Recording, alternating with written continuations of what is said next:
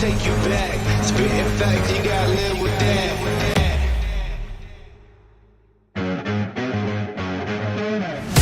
Who got it? Who want it?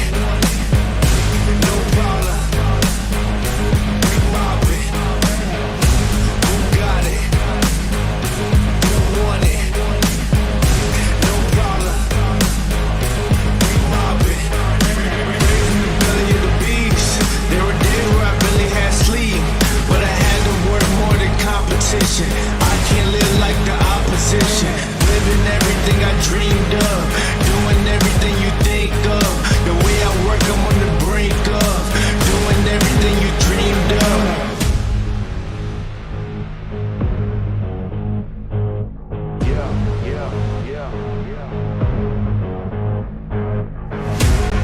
Only aim for perfection, ain't no half stepping.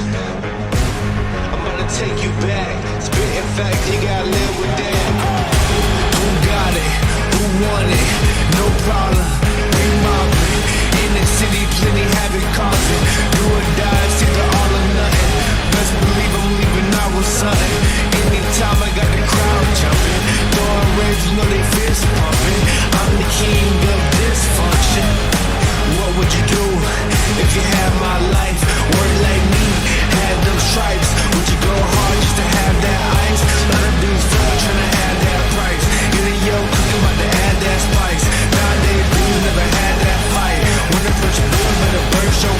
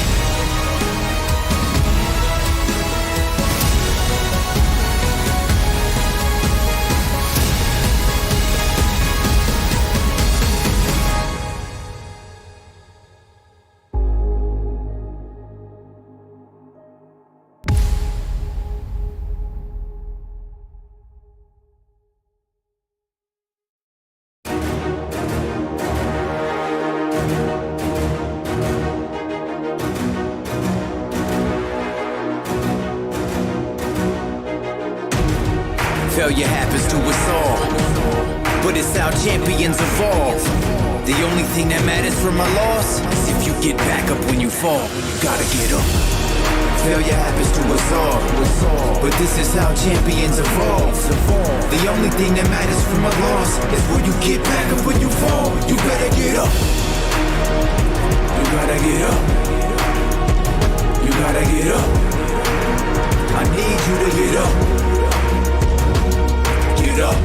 You witnessing a champ in the making, fueled by your passion for greatness. Yeah, but adversity and bad situations meet us in the middle of the paths that we taking. But it's what you do after that makes men. Will you quit or will you stand up and face it? Tell me, do you have what it takes to swing back when this life asks for the fade? Can you tell me you'll adapt to the change when the punch lands and it puts you flat on your face? After you wake, will you stand up and say, get mad, hit back, lit match to the flames? Failure happens to us all, but it's how champions evolve. The only thing that matters from a loss is if you get back up when you fall. You gotta get up. Failure happens to us all, but this is how champions evolve. The only thing that matters from a loss is when you get back up when you fall. You better get up. You gotta get up.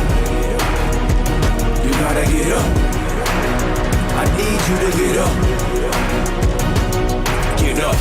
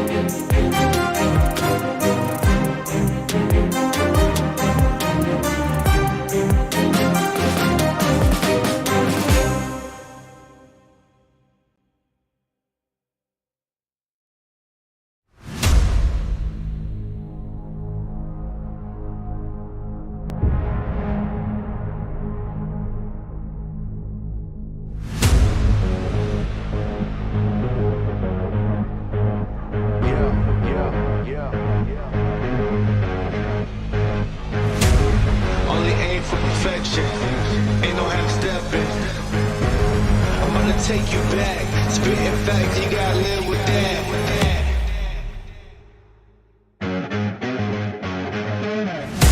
Who got it? Who want it? No problem. We mob it. Who got it? Who want it? No problem.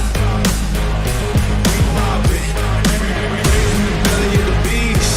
There were days where I barely had sleep, but I had to work more than competition. I can't live like the opposition. Living everything I dreamed of, doing everything you think of. The way I work, I'm on the brink of doing everything you dreamed of.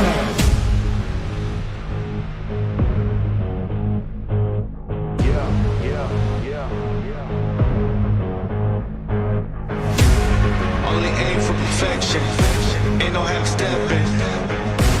I'm gonna take you back, spitting facts, you gotta live with that.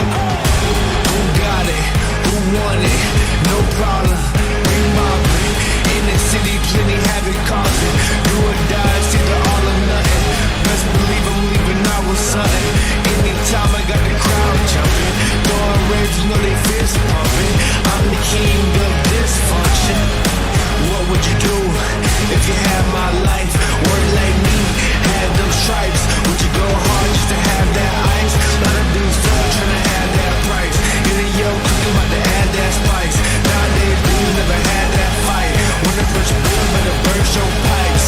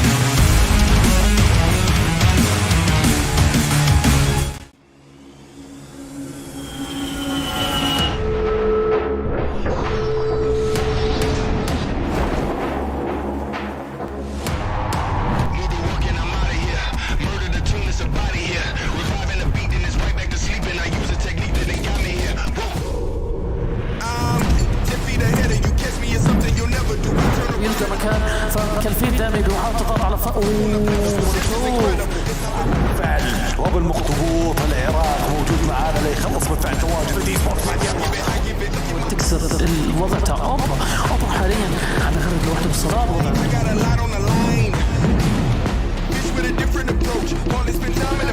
الليل لم يكن في مكان مناسب. سيكتور يا سيكتور يا سيكتور يا سيكتور.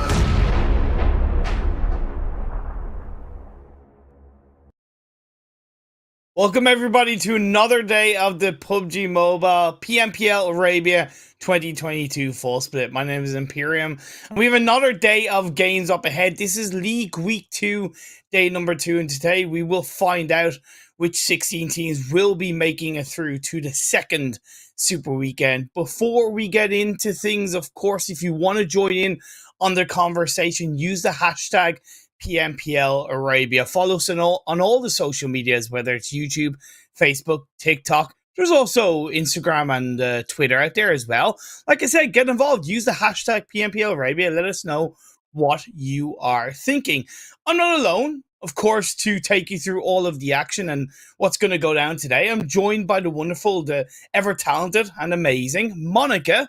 Before we get into things, of course, how are you doing, Monica? Are you well? Doing wonderful. I came, we casted the Super Weekend last weekend, but I didn't get to really see firsthand yesterday, but I heard there was a ton of action. I saw some teams just stealing away all the chicken dinners, right? I think that was POWR, and that was Team FALCONS, surprisingly, which is one of the teams that didn't make Super Weekend last weekend. Yeah, it's definitely been a little bit of a topsy-turvy, topsy-turvy? English is hard, I know. English is hard. Either way, it certainly has been a bit of an upside-down day one, but there's plenty more opportunities, of course, for the teams to turn it around in that regard. Let's get rid of the kind of, the housekeeping per se, and at least take you through the format of how things do go down across this PMPL Arabia if you are joining us for the first time. We know it, we love it, Monica. The weekdays, the super weekends leading into the finals. I like this layout, right? This is a couple, years going like this, but because we're having 20 teams, that's just more inclusion, just allowing, 4 extra teams instead of just that strict 16 playing the whole time. And this gives a chance for teams that, every week they can come back. It's not like all the points are throughout the entire 4 weeks. After, if you had a bad, entire first week, you're kind of out of the running, right, towards the end. But this way, everyone has, a fighting chance, as we clearly see from FALCONS, as we see from Curd12, these two teams that didn't make last Super Weekend, now are currently in the second and third standings and are, definitely making it to Super Weekend this coming up weekend. 110%. You might be thinking, okay, well, I know the format, I know how things go down, but when are the dates? Monica and Imperium, when do I need to tune in? Well, there you go. It's right on your screens. We've been through week 1 already, and now we're into week 2. This is the 28th of June. We're nearly into July already, and yeah, we'll soon have week 3 and then the finals at the end of the month. Definitely. Time really flies when you're having fun. I can't believe an entire week is already over. And there is a little bit of a, if you guys notice on those dates, there is a 1 week between the next week, after next week's last Super Weekend and the finals. So teams really have that full week to really prepare, watch back the VODs, really analyze how they have been playing, and then analyze how all the other 15 teams in the lobby are going to be playing to set themselves up for the finals that last 3 days. Yeah, exactly. Having that time frame in between the end of the league week and the finals is massively important because there's money on the line. A grand total of $150,000 for this PMPL full split. You have that separate prize pool for the all-important finals. However, there's still quite a bit up for grabs across the league stage.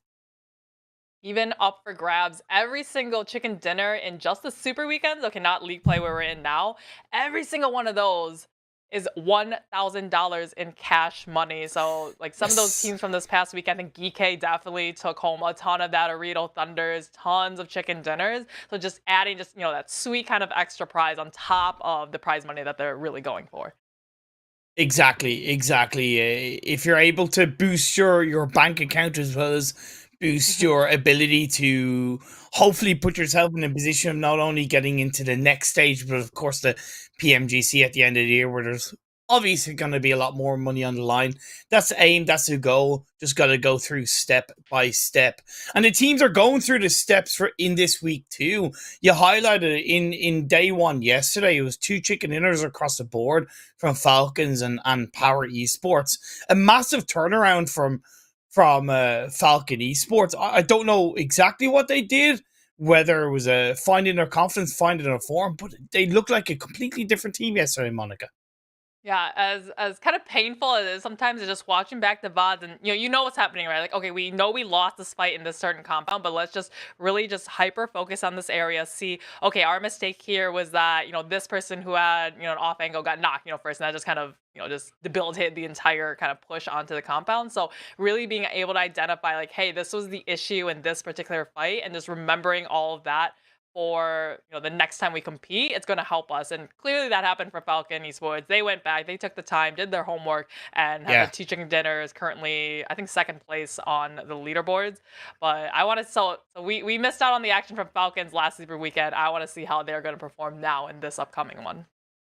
Exactly. A little bit of a spoiler. We will show the full schedule from a visual point of view, but we do have 3 Sanhok games today. Yes, 3 GC Sanhok Yes, maps sir. coming up for you. So the action is not only going to be pretty fast, but it's going to be pretty heavy. And I expect a lot of surprises being pulled apart. Let's have a look at the overall, because you kind of touched upon Falcons per se in that massive turnaround, but they're not the only team, Monica, who have done that, right? Curd 12, currently in 3rd place. They're a team that didn't qualify for the Super Weekend, and they have booked their spot already. I think we saw some really impressive plays from POWR this last weekend. I think it was one of those teams that we didn't really, I guess, we didn't have too much expectations for them versus No. some teams like GEEKAY, like NIGMA Galaxy, clearly those kind of really big hitter teams. And then they just kind of surprised us all in, I want to say, day 2 of the Super Weekend, this past one. But definitely Falcons, Curd 12. Great to see them up here, because this is the team that we always want to see growth, right, in these teams, and see them really compete at as high of a level as possible. I'm still going to continue to point this out because we've yet to see, in my eyes, an improvement. 4K Esports and their reliance on placement points ahead of elimination points. Again, that gap, it's just too much for me. Yes, it's technically the same as Road to Glory ahead of them, but to me, Road to Glory has shown a lot more ability to take chances compared to 4K. And 4K, you saw back in the previous Super Weekend, they're currently the lowest performing team in this Super Weekend. And yeah, okay, booking their spot into this second Super Weekend is a positive. But if there's no adaptation, they're going to hit that roadblock. Let's take a look at the second half, though. I know you said like roadblocks and such, so that is it's really this kind of halfway point of the league play, right? This is where everyone on that bottom half, especially the ones in the bottom 4 that we're about to see, are definitely like they're starting to feel the pressure, right? This is where, hey, I see NASR and OOREDOO and Rad, they're right at the bottom, and maybe they're just having an off day yesterday. It could possibly be an off day today too. So teams at the top that may be looking to target some of these teams, like I'll just give an example, right? Let's say that POWR at the top. Maybe on Miramar, they always have problems with, I'll just say like OOREDOO Thunders, for example, because they land right next to them. They could use this as their opportunity. Hey, OOREDOO is really about to not qualify into Super Weekend. Let's just really, maybe not hot drop, but just if we are able to identify them on a map, really just go after that fight. Really just try to dwindle their numbers, third party them if we see them in the kill feed, to prevent them from getting to Super Weekend. And then that team would have, a team like POWR who was able to prevent them, able to just get a ton of points easier in the weekend. And that's the thing. It's the second week you've kind of mentioned this scenario, and I really appreciate it, Monica, because it is important that we do think of these variables. Because honestly, I'd like to see more teams think of that. As much as I respect teams that are kind of willing to play their own game, I would like to see more of that. Well, if we can strategically eliminate this team from getting through to the next Super Weekend, technically it can make our pathing, it can make our play into these games a little bit easier. Let's move on to the third page, though, and right now really shine a light on the 4 teams at the moment not looking too good in the overall standings. 90th minute at the moment on the same amount of points as 16th place, but with less placement points, they do find themselves in that all elusive 17th spot. Yeah, we'll call this the ouch page. This is the 17th through 20th that really are in the red zone, literally just not about to not qualify for Super Weekend. Vista was one of those teams that also was in their last weekend, so this is really going to hurt them. Imperium, we talked about last week, if you don't make one Super Weekend, that's okay. You still have the chances of making it if you make the rest of them to try to qualify for finals. But if you're missing two, even if you, definitely if you miss a third one, you're not making it to finals. But if Vista doesn't make it this weekend and they don't make it next weekend, there's no chance at all that they're going to make it into finals. Exactly. It's a massive uphill battle for Vista Gaming coming into today's games. They know what they need to do. Well, maybe they don't. That's the unfortunate thing. Maybe they don't, but I hope they have an idea of what they need to do coming into today's games. I am wondering what happened to Twisted Minds specifically. Like, this team went from Super Weekend performances where they were kind of top and bottom, consistently up at the top in terms of dominating games, being aggressive, being elusive, and how they performed. And in yesterday's games, something was missing there. Yeah, Twisted Minds was just like one of those teams too that it was kind of like POWR, right? Like we didn't have super high expectations for them, but they just did super well. So I'm hoping that they can jump up high, but even if Twisted Minds doesn't make it, it kind of opens up for teams that didn't make it, like Curd 12, like Falcon and such. So I think we also see the patterns of when a really powerful team does well, you see the kind of lower performing teams now have that kind of, that's just one hurdle they don't need to come over to try to make it into Super Weekend. We are getting ready to get into game number 1 of the day. We're going to be starting on Sanhok, indeed. So it's certainly going to, like I said, it's going to be hot and heavy. It's going to be action-packed. And to get you ready, to get ourselves ready, to get all the players ready, they can take a sip of Monster. Monster is the official drinks partner for PUBG Mobile. So thank you to Monster for getting involved in PUBG Mobile and the esports spectrum. I even have my can of Monster today, Monica. Who would have thought it? No, it's ultra red. It's Monster Ultra Red. I wish it was watermelon because I'm a fan of watermelons. Oh, you even have a. But yeah. I didn't even know that. I didn't even know you had the tattoo. Yeah, I have a watermelon tattoo. I know. I got it back in 2020. Way back ages ago. But way back in the day.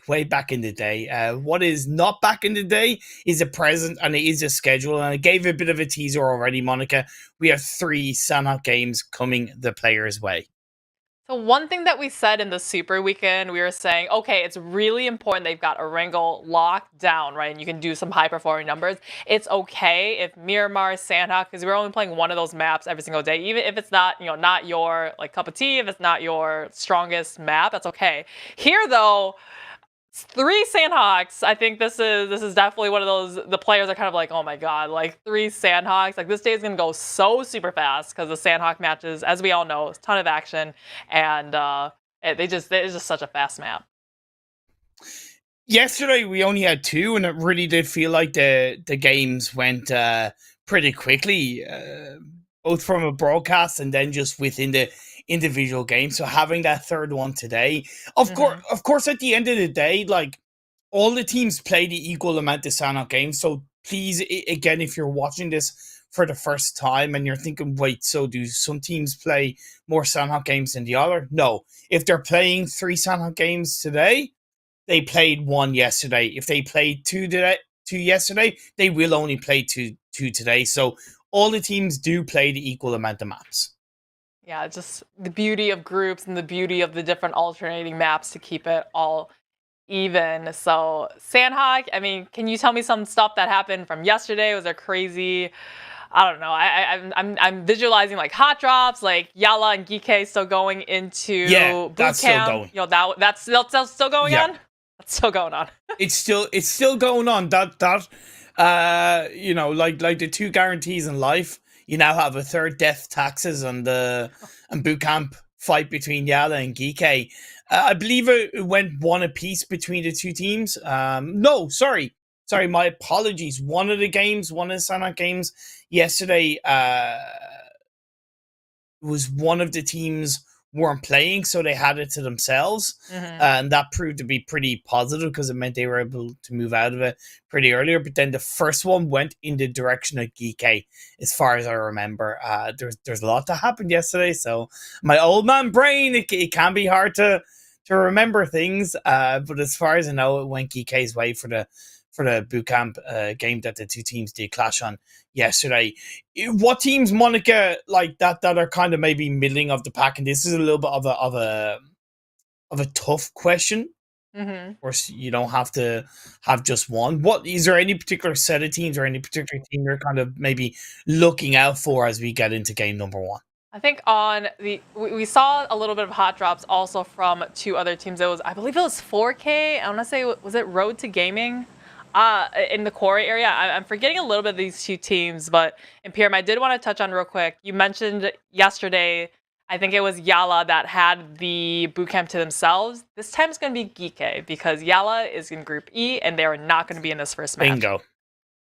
Bingo. Indeed, Group E are not participating in this first game of the day, so that does indeed include YALLA along with VISTA Gaming, the only one esports and Team Falcons. One team that I'm personally going to be looking out for is SKYROCKET Esports, because not only again did they not qualify for the first Super Weekend, but they're down into the bottom four and they do not play the final game of the day, Monica. It's always tough to be Imperium for being a team that doesn't play the last game because it's because so now tough. you just know you're just sitting there watching the stream, just hyper analyzing what's going on, counting the points in your head, right? You're like, okay, this team is right below me. They can't make more than 5 points, right? Or we're out. So you're just counting in your head. It's always, I would rather want to play that last game so you can at least do something about it, right? Definitely. NIGMA Galaxy and Rad engaging on each other around this ruins area. Now, this happened in a game yesterday when I believe Roof caught a player Rad off guard. And yesterday I felt sorry for Rad because it's uncommon for NIGMA to kind of drop so much further up towards the mainland of this Northwest Island. In this game now, it seems like it's happening once again, but a little bit more of a cohesive team fight. Okay, so this is literally just a drop in these kind of little compounds. Not even enough loot for one person, but they have two teams landing here, and it looks like one member of Rad is just going to be caught out by himself. He's got a little Overwatch Imperium up on the hill, so he can like cross the road, kind of run on up, but it was NIGMA Galaxy really wanted that elimination there. I think Rad, to me, are in a little bit of a better position. If Desha can join up with the rest of the team to give that full team power, I really see it going their way. Amity knocked on the back end side. This is just, I don't know, maybe just not enough armor, just kind of out, and NIGMA Galaxy just kind of losing too many players at once, and it's just one Lord about to go out as well. So I think just biting off a little bit more than they can chew.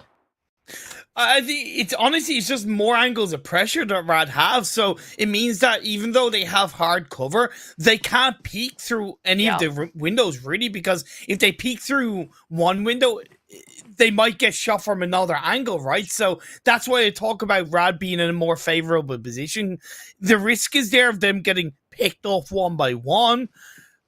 With the opening elimination going their way, they do have NIGMA Galaxy so much more heavily suppressed, and they need to take advantage of it. Yeah, NIGMA Galaxy, they're one of the teams. Okay, I'll put it into perspective. NIGMA Galaxy, they're coming into PMPL. They were, #1 team. Just, nobody wanted to mess with them. And Rad, I don't know, the last couple of weeks or so, I haven't really seen much from them. Kind of just really lingering at that bottom of the standing. So to be able to kind of flip the tables onto NIGMA Galaxy, put them in this way. It looks like NIGMA Galaxy though they've evened the numbers just a little bit. So now we're 3 versus 3 Imperium.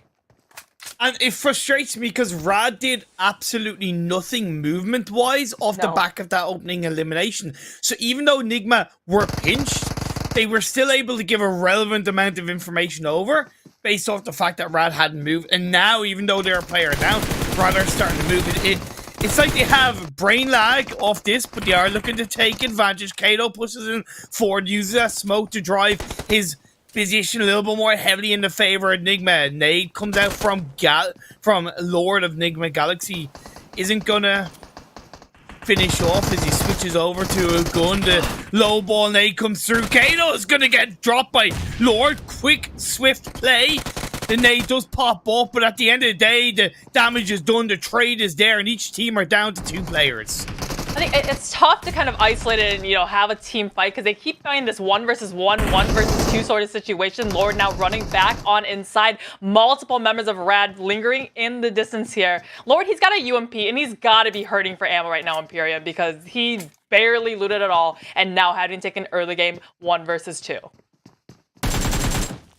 Yeah, definitely. You hit the nail on the head in terms of they're going to get, both teams are getting caught in these 1v1s, 1v2s, and I do hold that more heavily against Rad, and in my eyes, I appreciate that they attempted to go for the push. Now it is a guaranteed 1v2 against Rad. The last player standing information is being given over, but on the bit of a tickle of health, the pre-fire comes through. The DBS connects, Enigma Galaxy make Rad pay.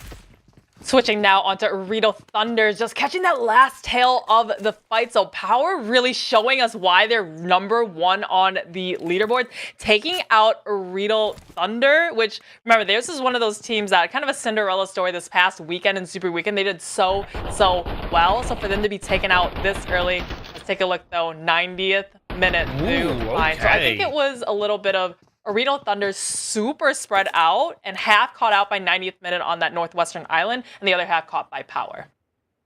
Yeah, wait. Wow, okay. So, okay, wow.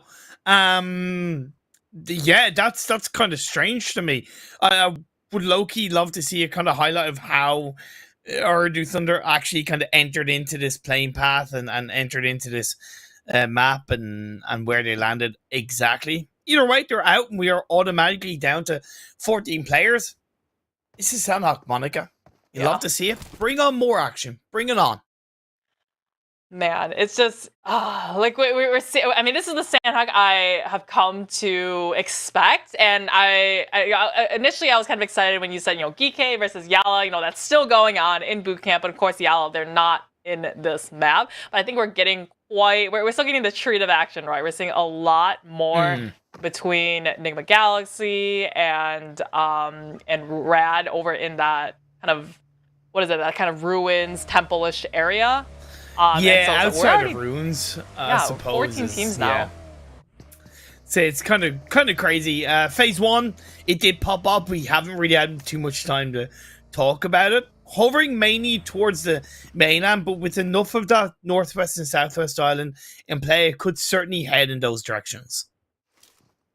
NIGMA Galaxy, they're not quite over all the action yet. Even down to a duel have now, I guess they came down from the ruins area, went over into the Sami area to just collect a little bit more of the loot, but have found themselves right in the backyard of Team 4K. And as a reminder, like if you look at the miniature map, they're very split up right now. Lord is all the way still kind of in the ruins area. Freak came down this way thinking nobody would be here. So, I mean, he's going to have to take a 1 versus 4 if he wants to win it. Okay, so there's a bit of a replay between POWR Esports and indeed OOREDOO Thunders. That's how it finished off. And POWR Esports, you know, picking up where they left off yesterday, right? 2 chicken dinners. They're looking for more today. SKYROCKET having a little dabble of action against Twisted Minds in the background. Freak, I mean, he's clearly announced his presence to the point where 4K, they're sitting here, right? These are very defensive positions here. They're trying to find out where he is at. I'd be scared if I was Freak, though, because we got a second floor. He does just see him and gets peeked out with that third-person perspective. So, I don't know. I thought maybe he thought he was Kings of the Roofs here, but just giving an elimination early game to 4K Esports. Like, I credit to 4K, by the way, because I would like to think that this was intentional pathing by them. Early game, it's always a little bit easier to track the elimination feed. So seeing the engagement between Rad and NIGMA Galaxy, they most likely believed and knew that Sami was a lot clearer or basically not looted up. So pathing in this direction was intentional, but it did seem like they were prepared for any scragglers or NIGMA to be in that area, and they were rewarded with an elimination point. Yeah, great job from 4K. You know, it's scary though. You know, when you watch back the VOD, you're like, oh, there was a solo right there, because solos are scary. They're playing for their last ditch. You know, if they get a knock, they're going for immediate flush, right? Because there's very few players in this kind of lobby that can, especially in a PMPL lobby, that can pull off a 1 versus 4. But if a solo gets a knock, they're probably going for that immediate elimination, right? There's just no, you know, I'm probably not surviving this, so I might as well just get a limb point out of it. So 4K, very fortunate for them that they weren't, you know, caught now as a 3-man, potentially losing 1 to Freak.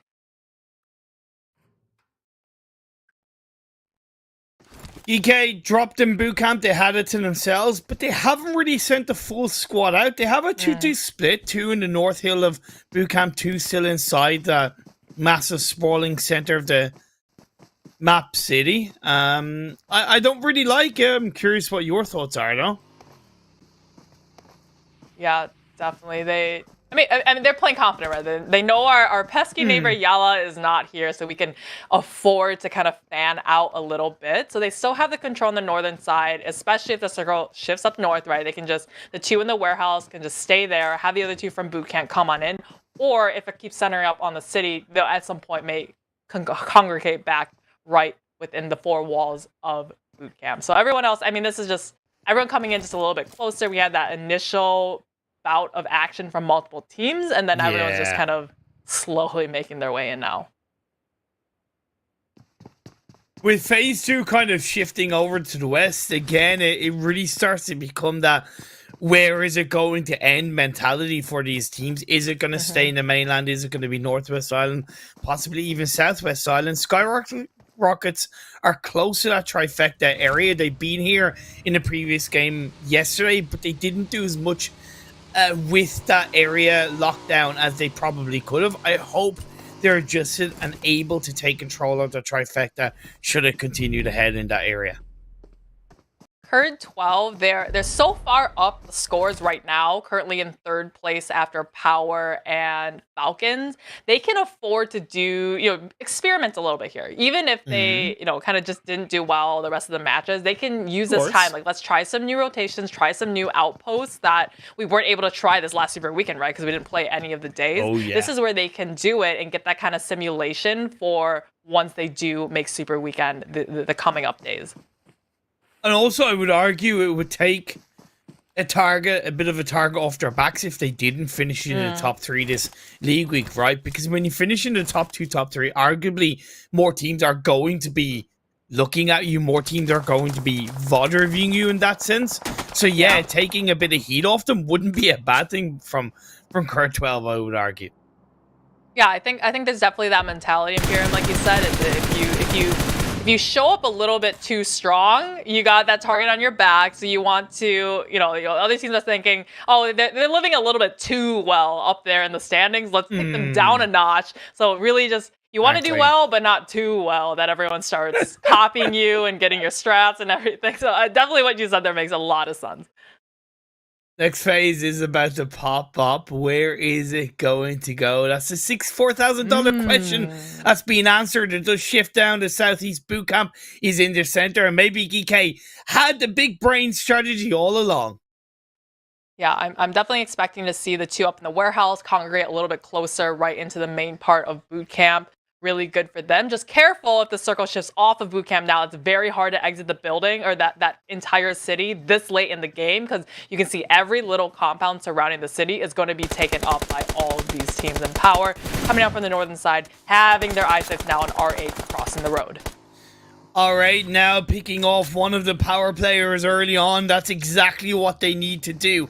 One thing I've noticed is in this first game, all right, not disengaging as heavily away from Paradise as compared to what they did yesterday. I think it gives them a little bit more ability to control the edge of these circles. They've got off to a good start, but without a confirmation and a few of their players taking some shots in return, it could still go horribly wrong.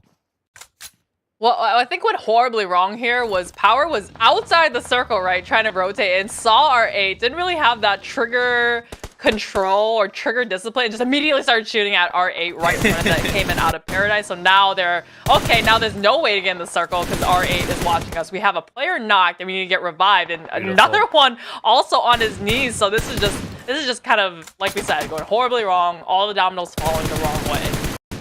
I don't even know why POWR look to even go for the revive, to be honest. They do get a knock, and technically it gives them a bit more of an opportunity to go for at least one of these revives, but I feel like it's a bit too heavy of a bait, and they still don't have the body advantage. Prestige is on one side, 2 of the RA players are on the other, and they need to kind of make this count. They can't allow this to turn around in a 4v2. There you go with that. Finish that elimination off. Make sure you suppress POWR Esports even more, but as this steps up, it is going to have to bow down to the pressure POWR Esports from the other angle puts down to half health.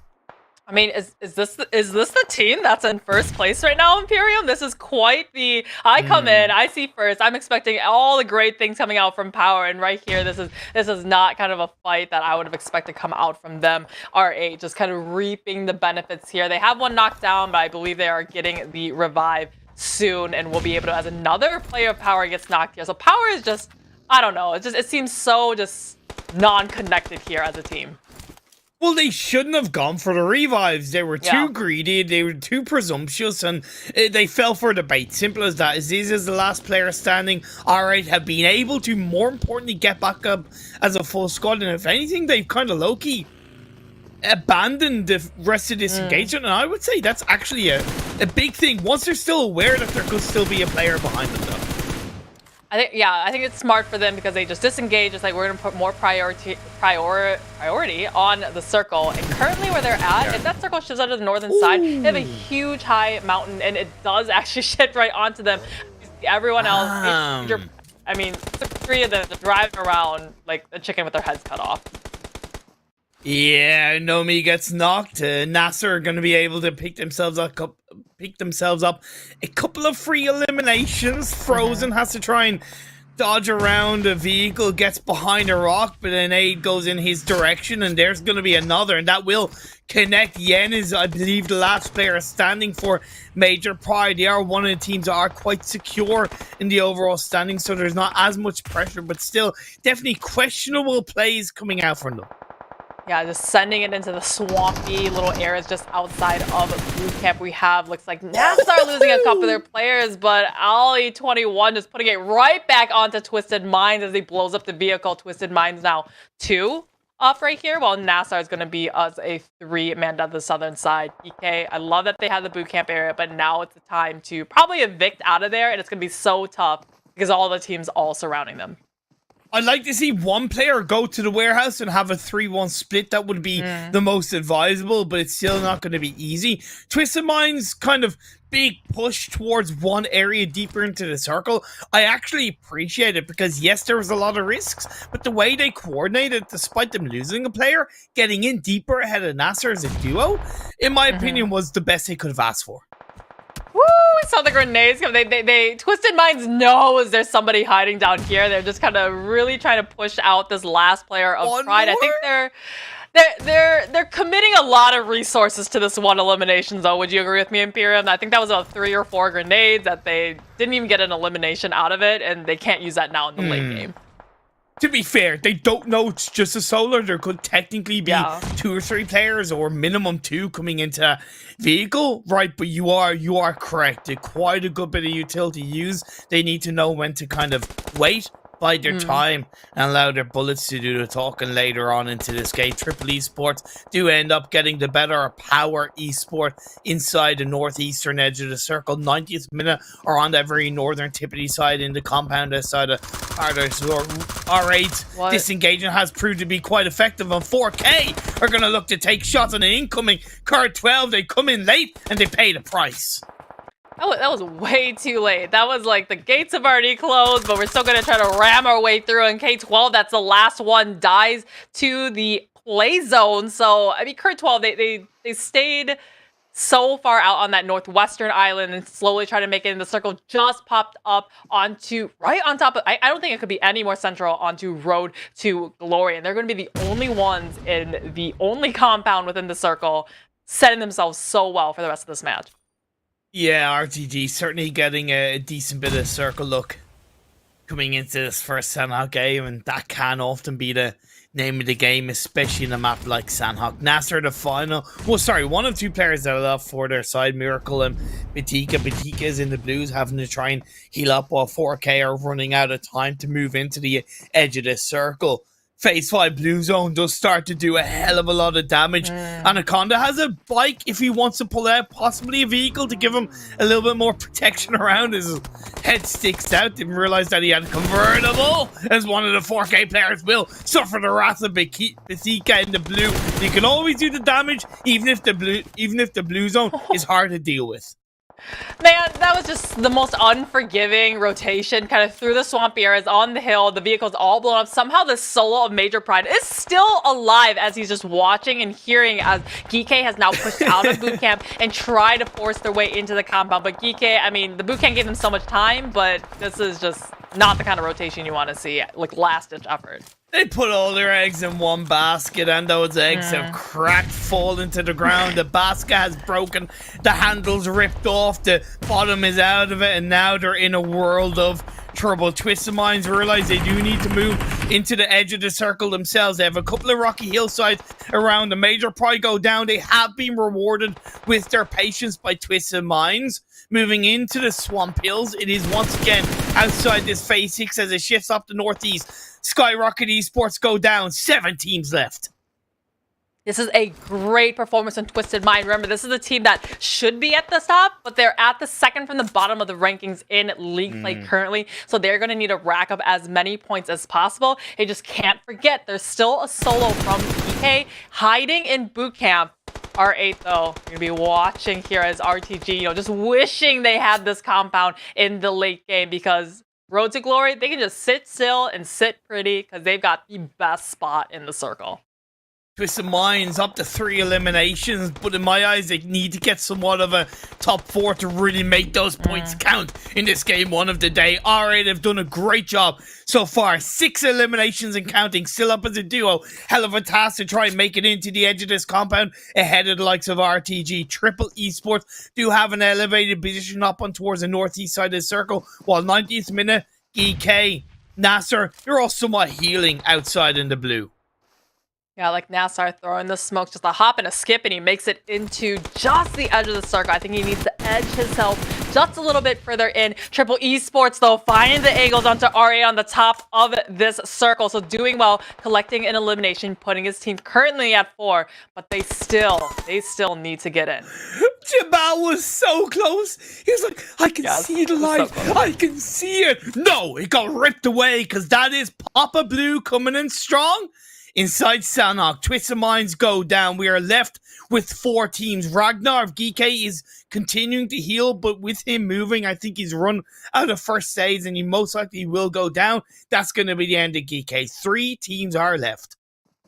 I mean, the last, I think, 3 teams that we saw went out to the blue zone. So ultimate squad wiper for sure. We got a couple solos, duels kind of on the edges here, but really Road to Glory. This is reminding me of OOREDOO Thunders. Remember in Super Weekend, they just didn't really move at all. The circle just kept shifting on, and then they won that game on the northwestern island. NASR there finding that opening knock onto Road to Glory.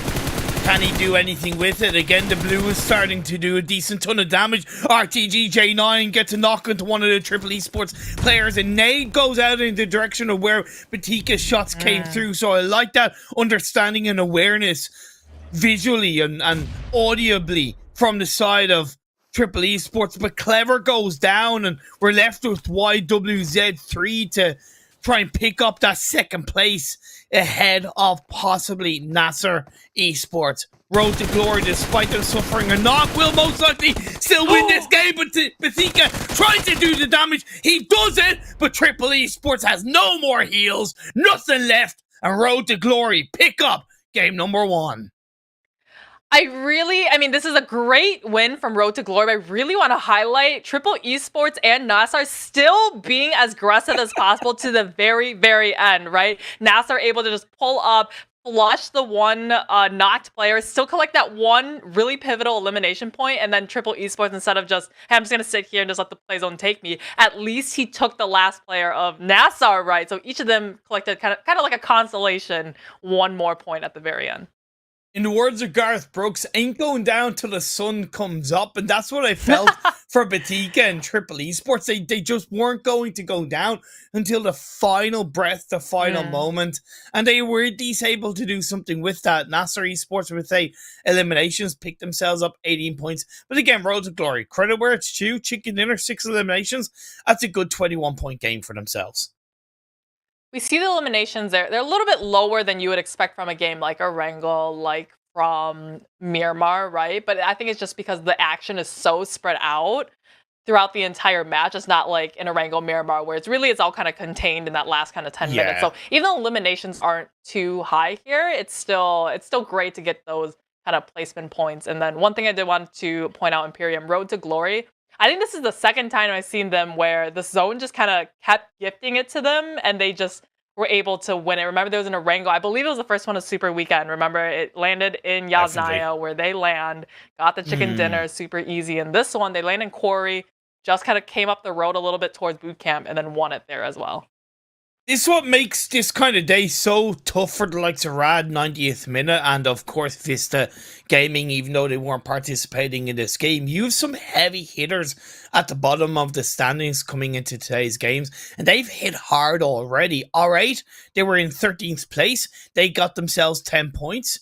NASR Esports, they were coming into today in 14th place, they got themselves 18 points.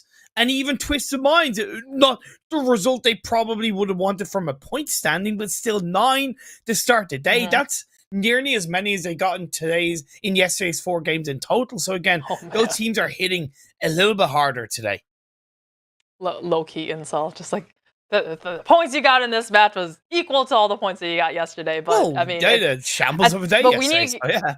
We need to give them some tough love, right? And we give them some tough love because we want them to do better. But let's see who needs some tough love on the second half, though, Imperium. And it's kind of a shock, right? Like OOREDOO Thunders, who did so well this last Super Weekend, now just 0 points. I mean, we saw them go against, was it POWR? I think it was. Yeah. Right?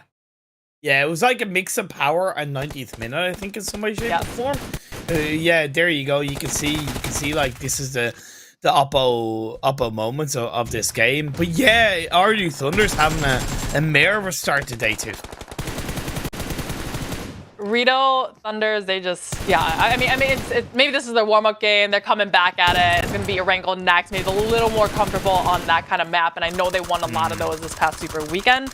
But yeah, all the action here. Remember this push? We didn't really get a touch on it too much from turn 12. It was just like, everyone came in their own vehicle or their own way to get in the circles. Like, there's no way a team can go, so everyone goes a solo and just try to make it into the circle.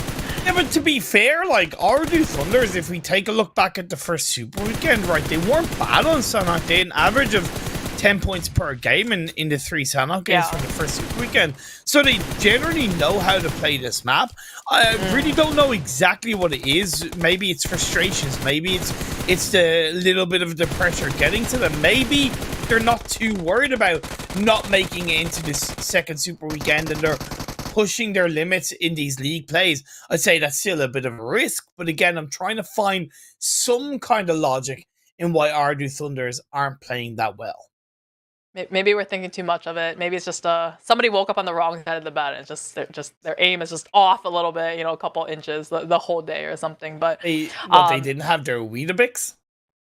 Maybe just an off Tuesday. Maybe they ate dinner a little bit too late last night and they're all kind of still digesting it. That's an interesting theory. Let's take a look at the overall. We'll table that now for now. Like that's an interesting theory, but let's take a look at the overall standings while I think about that a little bit more and see what's changed. Road to Glory jumping up to second is definitely not too much of a surprise, and they have certainly gotten closer to POWR Esports. Looks like their compass was fine-tuned, right? Last week their compass was a little bit, the road to glory was definitely the road to horror. But now it's pointing true north. They're getting up to second place. Jumped up there. POWR, they got, I think they started the day with 79 points, so only 4 points, but it's still holding like a very healthy gap between first and second. definitely. Major Pride still in the top 8, looking pretty decently. So do 4K Esports. Let's take a look at the second page. Not really too much to talk about with that page one. I'm very curious to see who is where. NASR Esports Yikes. already on 37 points. That's exactly where they need to be. Yeah, this is the middle of the pack, right? That was like you should aim for like middle of the pack so no one looks at you too closely, but you're not within like distance to potentially not qualify. So NASR doing really well. I'm very concerned for Twisted Minds Imperium because they are actually not going to be playing this next match. Their group is going to be out. So they're sitting here at 15. The teams below them are going to have a chance to kind of jump over them. So they might be sitting kind of down in the bottom 4 after this match. Yeah, definitely a bit worried about that one. Let's take a look at the bottom 4 though so far after game 1 of today.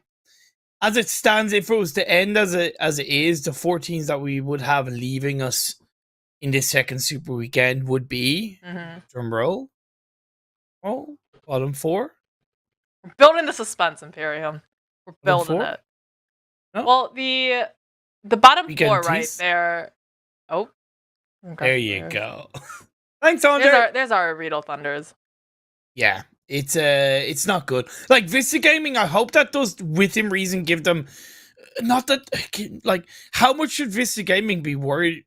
Should be thinking about what other teams are doing or what points other teams have.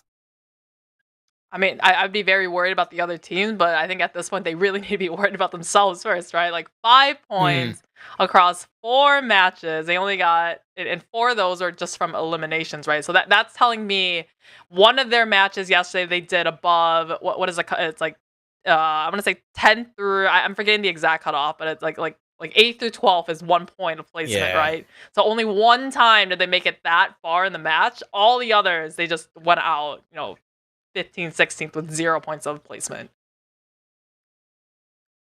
Rad, they have an extra game in hand and they're still only on 17 points. And like I said, with the likes of NASR and R8 teams above them getting the amount of points that they have, even Twisted Minds, like we said, with those 9 points, it may not be exactly what they wanted, but it has now jumped them out of the bottom 4. I do very much worry about Rad. Yeah, Rad. I mean, they had a pretty good, decent fight against NIGMA Galaxy. They took 2 of their players out early, right? Able to collect it, but just didn't really make the most of the rest of that match in Sanhok. So hopefully this next one's going to be Erangel. They are able to turn it a little around. And look, I can appreciate the attempt of being aggressive, right? And trying to win an engagement. Yep.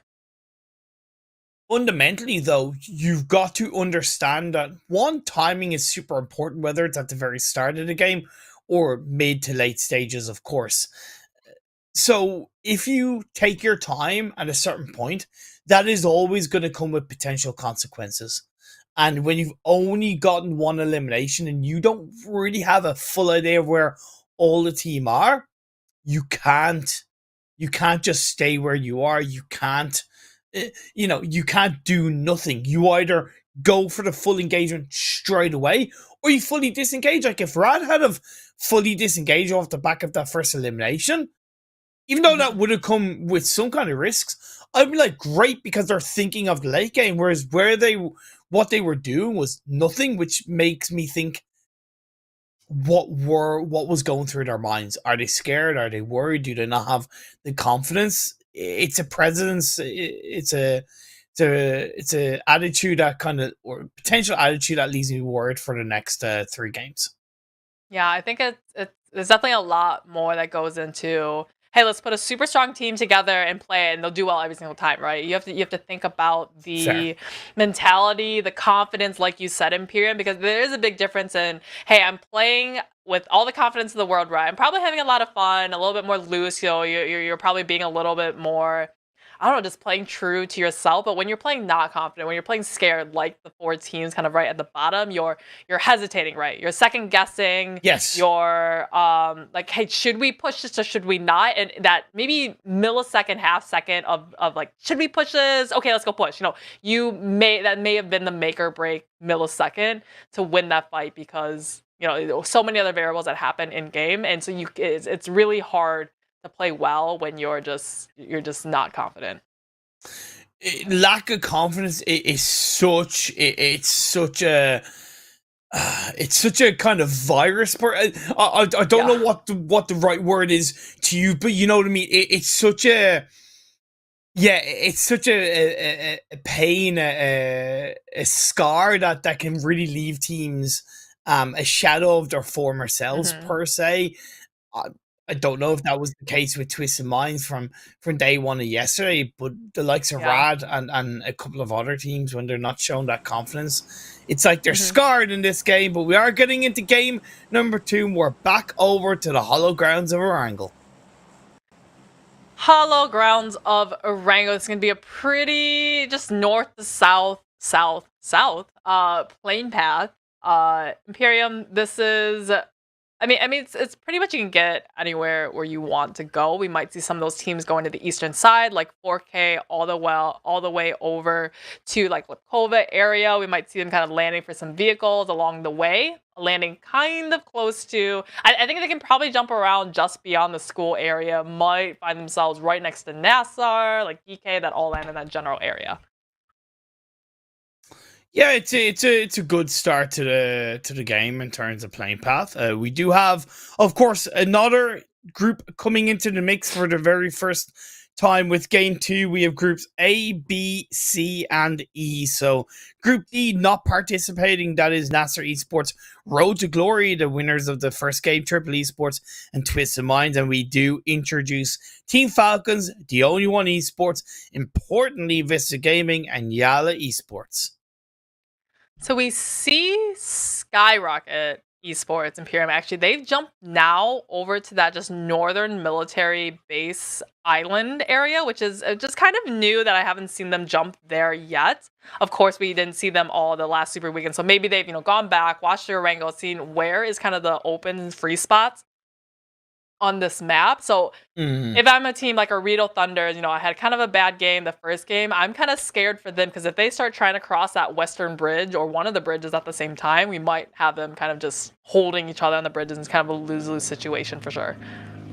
Ooh, a little bit of a 1v1 to start this second game between a member of 4K and a member of Vista Gaming. A very important engagement for Vista Gaming, because it's important that they in some way come out on top of this one. I wouldn't mind if they maybe sent a couple of players in the direction of Evo Station.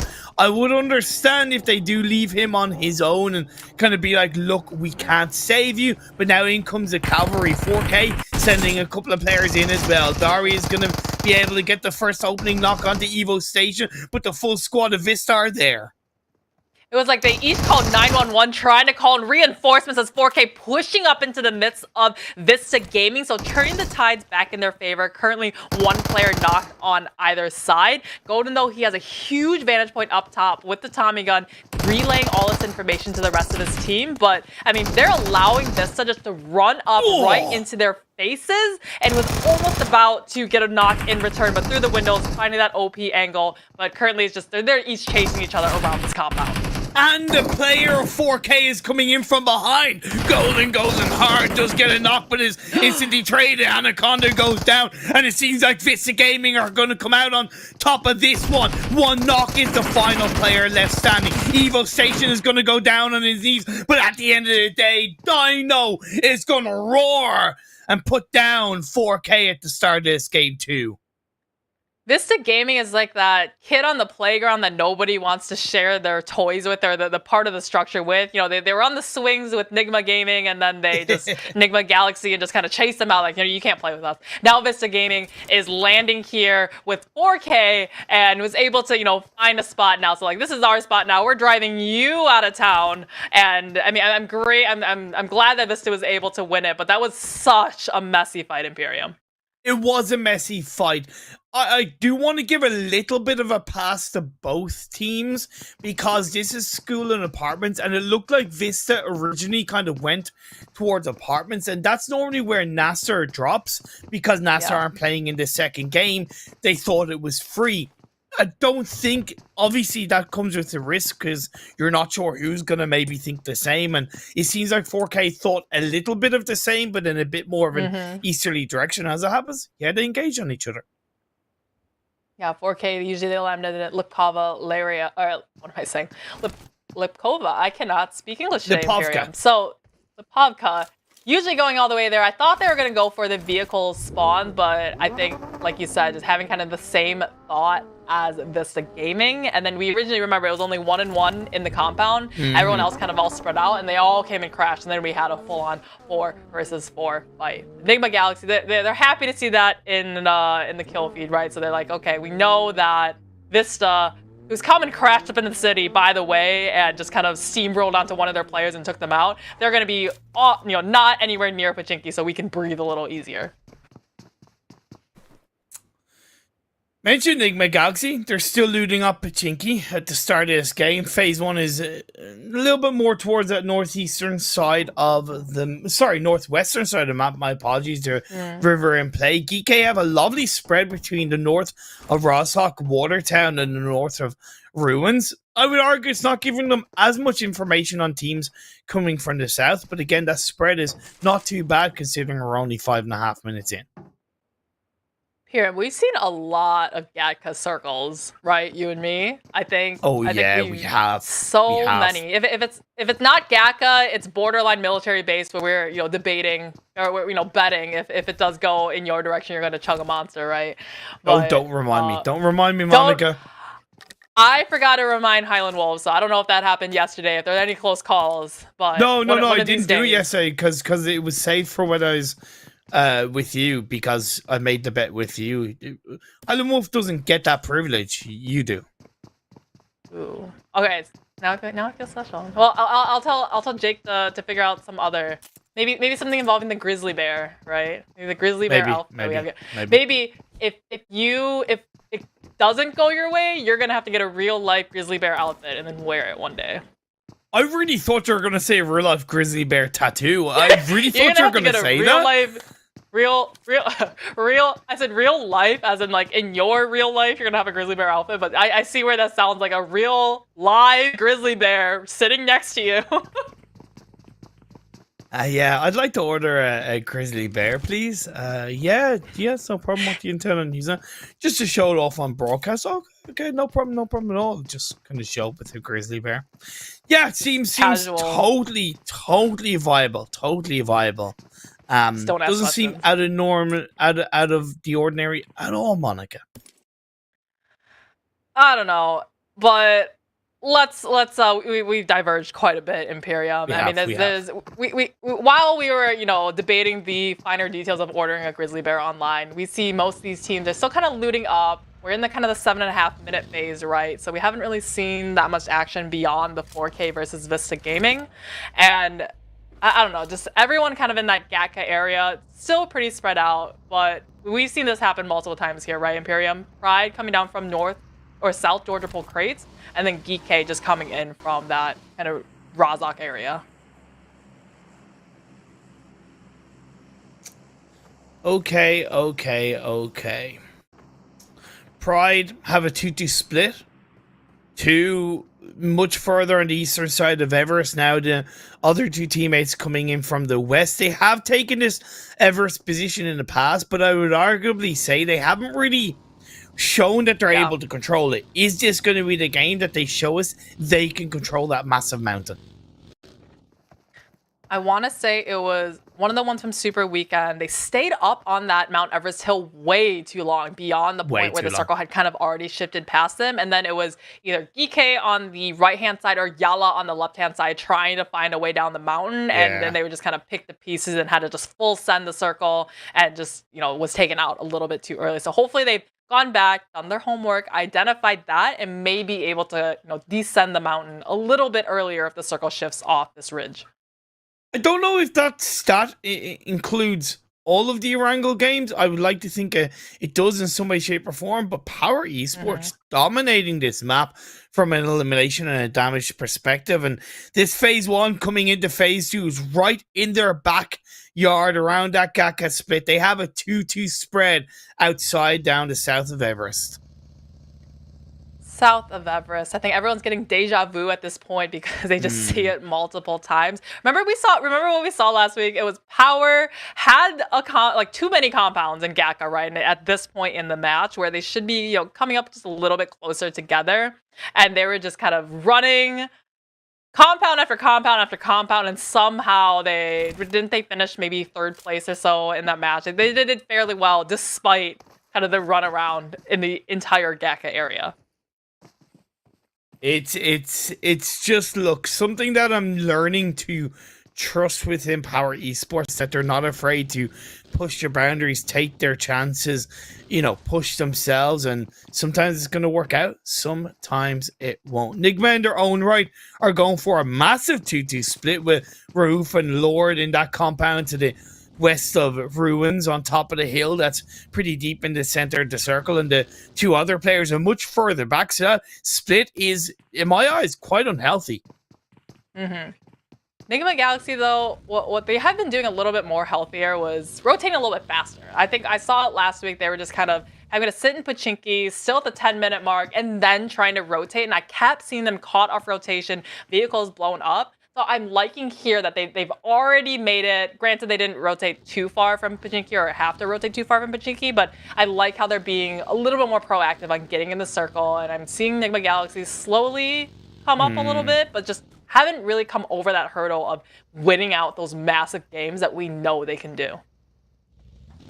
Few teams still making their way into the edge of this phase number 2. SKYROCKET's one of those teams, and they're potentially going to come into an engagement with CONQUEROR on that southwest Pachinki Hill. OOREDOO Thunders are on that south Pachinki Hill, by the way, so they could possibly get involved as a third party. Shot already going out in the direction of SKYROCKETs, and knock nearly goes against them, but luckily return fire will shut down the shots from CONQUEROR on top of the hill. They're forced to scale back a little bit, hang on to the coastline of this phase 2. CONQUEROR, I think you know, this I mentioned this is where they can afford to do some new things here. Maybe show them who's boss in this lobby, especially a team kind of at the very bottoms like SKYROCKET. These 2 teams, though, especially SKYROCKET, still hugging that blue zone. We're still on that 2nd phase Imperium, so it's not doing too much damage yet, just kind of a light tickle. Hopefully they can just drive out of this general area, though. They might come up on the backside of CONQUEROR, who does like to land in the kind of the same general area. But CONQUEROR, I think, okay, they're out of eyesight. Now we already have our position in the circle. We can just kind of focus on getting a little bit more. But it is so congested on this entire southern side, Imperium. Presuming they know it's SKYROCKET, it's also technically not a bad thing to target them, right? You mentioned that potential thing of a team targeting another team. It wouldn't be a bad idea. SKYROCKETs are a team that didn't make it into the first Super Weekend, so as much as you want to push back and make it easier for you to make it into the top 16 by eliminating, let's say, the 16th place team from the first Super Weekend, stopping a team that didn't make it into the first Super Weekend, making it into the second Super Weekend, also does make your job potentially easier coming into those 15 games that you'll have in front of you. Definitely. VISTA, though, coming off the fight against 4K at the very beginning, playing super. They're like, woohoo, we've gotten 4 points right now. Technically, they're at top of this game scores, right? They've got 4 points. No one else has found any eliminations yet, but they're trying to come into the circle on the hardest side over here. We have Eve's Station, though. One player not begging for a revive, as they find just this little rock to hide behind, and the only one watching them driving around trying to find any way into the circle.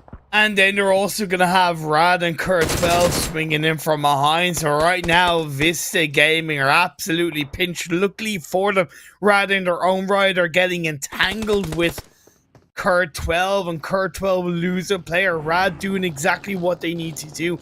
This team needs to make it in to the second Super Weekend if they're gonna continue to fight to book their ticket into the finals. Booking their ticket, the only one. They actually finished dead last in the Super Weekend standings, only getting 70 points.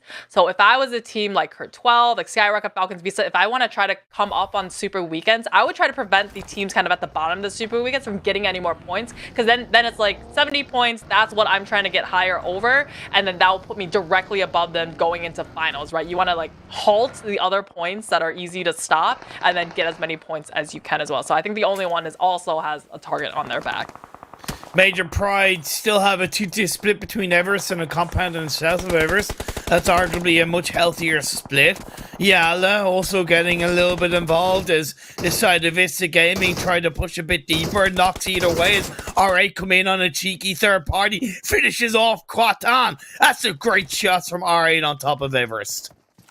Somehow R8 have come up over onto the top of Mount Everest as Pride. I think, like we said, you know, they learned from their mistakes of the past, came down the mountain as soon as they saw that it was, you know, just kind of on the edges here. You can see them now in the buggies though. Oh, we got some.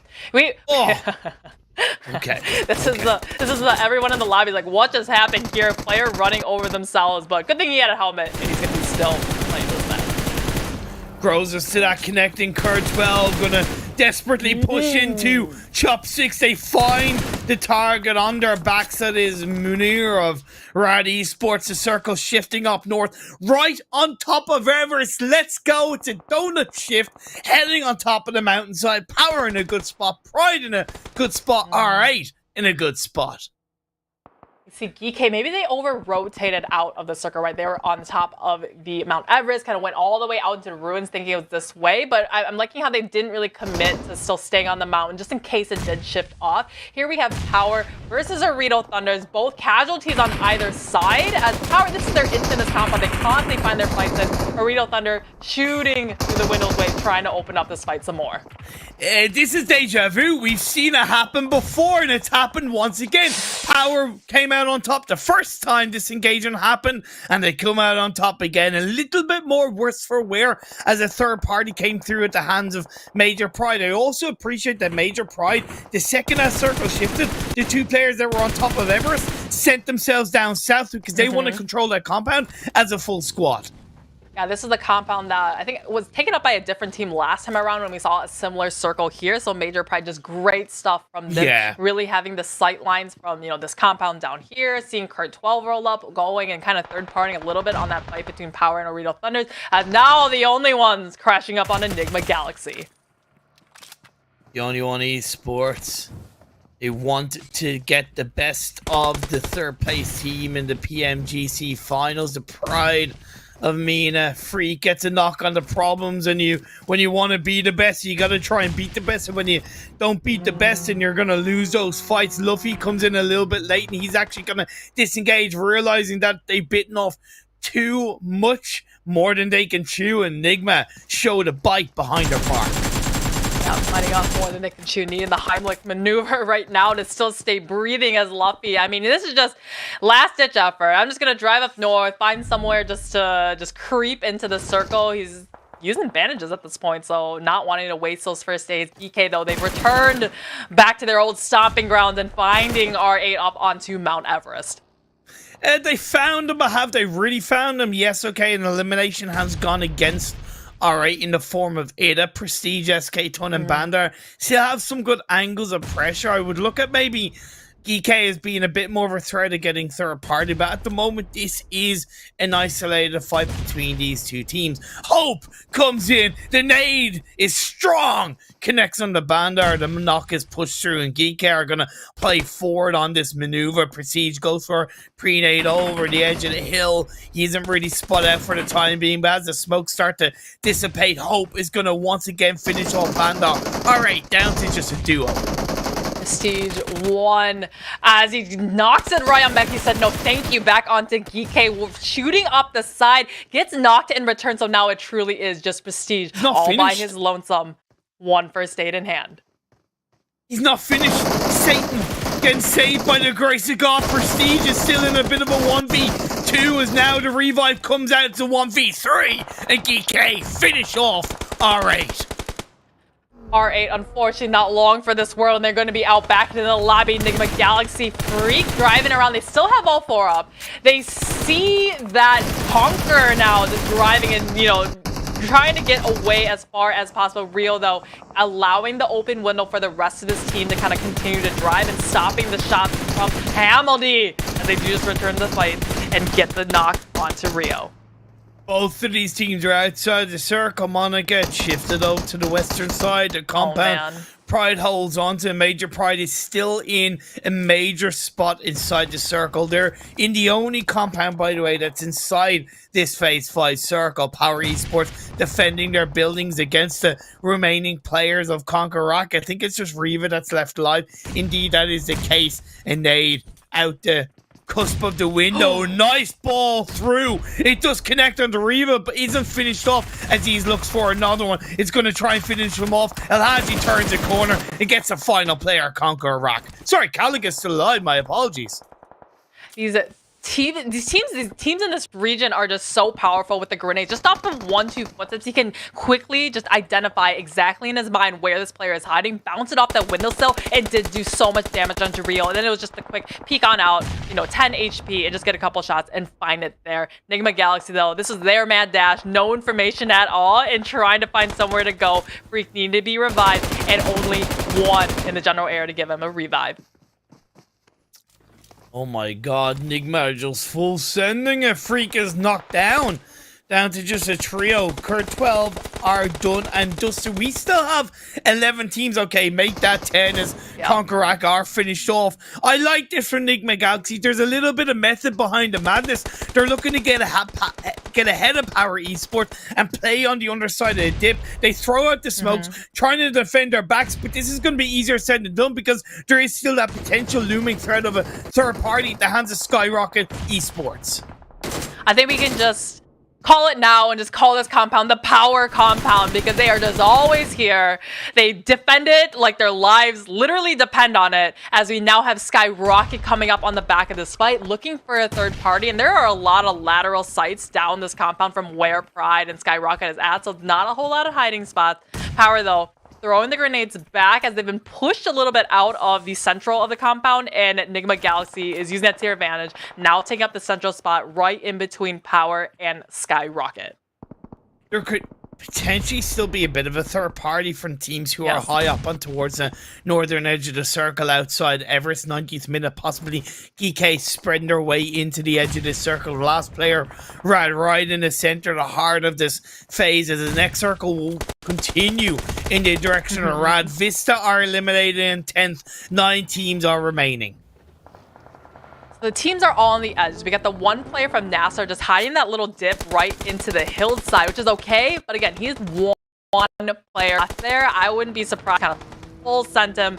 Trying to get here. Looks like SKYROCKET's evicting from this spot next to NIGMA Galaxy as they just leave this fight all to themselves. Major Pride finding a knock on to SKYROCKET. Have they pushed too early? I would arguably say yes. They've lost 2 players. SKYROCKET's still up as a duo. Now the fight is going to start to break up between NIGMA Galaxy. POWR were a little bit by the likes of GEEKAY up and towards the northeastern edge of the circle, but they have got the knock as he is the on sliver of health, trying to get a first aid off. He does indeed, so 3 players strong push in, try and find the right defense against NIGMA Galaxy, and they are finding it. Roof meets his match in the form of Helaje onto the side of POWR Esports. Is going to once again push his way in, and POWR Esports, they cannot be stopped, Monica.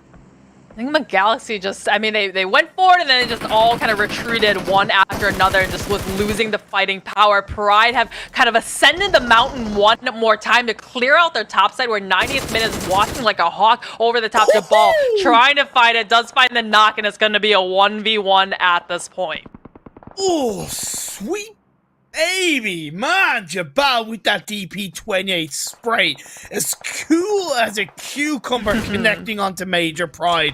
GEEKAY, they suffered a knock, but they got the revive up. 90th minute have been finished off the back of a third party by the side of GEEKAY. SKYROCKET's still surviving, but let's be fair, they don't look good and wanted for SKYROCKET's. Gets a cheeky nade to finish off the majority of POWR Esports. His teammate does go down in the process, but sometimes You gotta lose a player to gain a position, to gain an elimination point, and with GEEKAY finishing off, that leaves POWR Esports down to just a solo.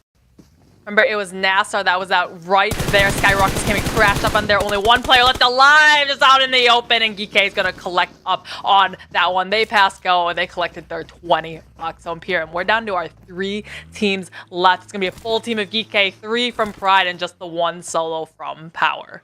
I'm being very impressed with GEEKAY and how they maneuver themselves around this map, initially spreading out between Ruins and Rosshawk. They took their time, they were cohesive, they were methodical, they pushed in onto Orid on the eastern edge of Everest, and since then it has been painting by numbers as they look to finish this game off. POWR Esports are eliminated, double-digit points in eliminations alone for GEEKAY as they try and look to seal this chicken dinner. Major Pride are on a good run though. They're looking a lot more positive in this game as the circle does shift its way down south. Frozen is quite close to the edge of the circle. So is Satan. This is a clean 2-team fight. 4v3. The body advantage in the favor of GEEKAY.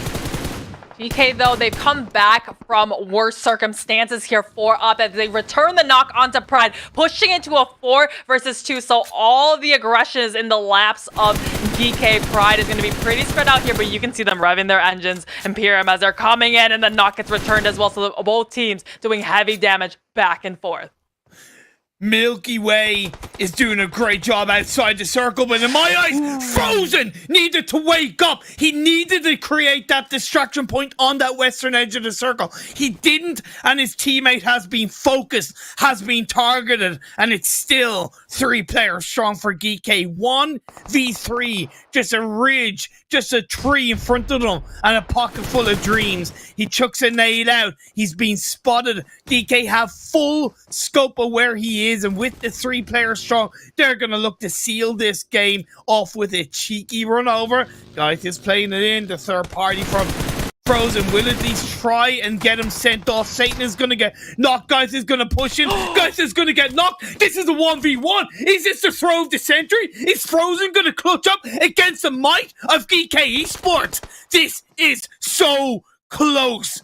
As we towing things down, we're in a 1v1. The circle is technically in the favor of Major Pride. And Molly is going to connect. They know exactly where they are. Boom! It connects! On shot! On target! It's going to send Ragnar away. And this is going to once again become a true 1v1. His second pushes through. Frozen. He's going for it. Can he clutch up for his side? Yes, he can! Major Pride with the chicken dinner! So where GEEKAY was able to pull off a 1v3 in the last week to win the match, they got a reverse Udo card, and this time it was going to be Major Pride to flip the tables onto them and push the one. So they just kind of negated Gates 1v3 from last week, am I right, Imperium? And now they're the ones that have gotten 1v3'd at the end for Major Pride. A massive chicken dinner. So impressive to win that Erangel match. Mwah. Chef's kiss finish. Firstly, thank you to both teams for giving us genuinely such a good fight. In the end, right, coming down to 2 teams is something we probably haven't seen enough in PMPL Arabia because teams are so resilient and fight till the bitter end. Definitely a bit of a throw from GEEKAY. They were quite presumptuous in that 1v3. Yeah. The timing of that engagement with Gaith and the vehicle and Satan pushing out in the open was not there. However, Frozen did so much. He made a mistake by not being that distractive when he had teammates alive, but when push came to shove, I said coming into this tournament, Frozen is one of the most exciting players I've seen in the past, and he strikes like an iron fist in that game. So we're seeing higher eliminations points here. It's the Erangel that we know. 12 eliminations actually from GEEKAY, just 1 up Major Pride. And I think GEEKAY just really set themselves up, always being very fluid, moving into those fights and able to just just accumulate as many as possible. We do see Vista Gaming though. They've they've gotten 5 points, which is all the points that they got from yesterday. But I guess having a very average game for themselves. But let's take a look at the second half though, Imperium. How did this second half of this match shake out? And I'm still blown away by that finish. The thunder has been stolen. I know we're on to the second page, but do want to highlight SKYROCKET Esports getting 12 points. It's a big boost in the right direction for them. Team Falcons in their own right, they were all good coming into today. They pick up 4 points. All right, only getting 1. OOREDOO Thunder's only getting 1. 4K getting 0. It's getting a little bit squeaky bum time for a couple of those teams. I mean, SKYROCKET, like you highlighted, getting 12 points. I think they were just one of those teams that were just constantly just action after action after action too. Unfortunately, a team like 4K that we saw them do very surprisingly well in certain days are just not having a great start today, and especially with that 0 point for this past Erangel match. You know what, Monica? I made What? a bet. I lost a bet. And I was thinking, I'm not going to do it straight away. I'm going to wait for the right moment to pull this off. And off the back of a great clutch moment from Frozen, it's time. I know we're going to get to a break, but just as we go out, it's a monster chug. Yeah, I'm jealous. I want the monster. See you guys after the break.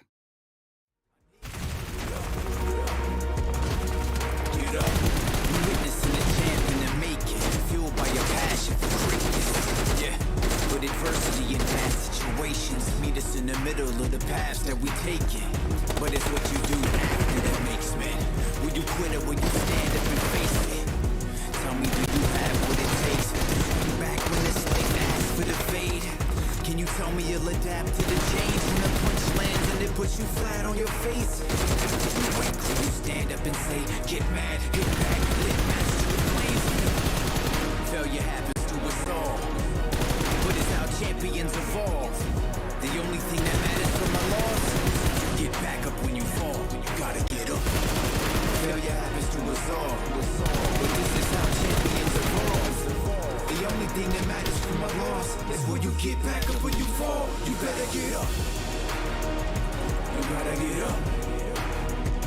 You gotta get up. I need you to get up.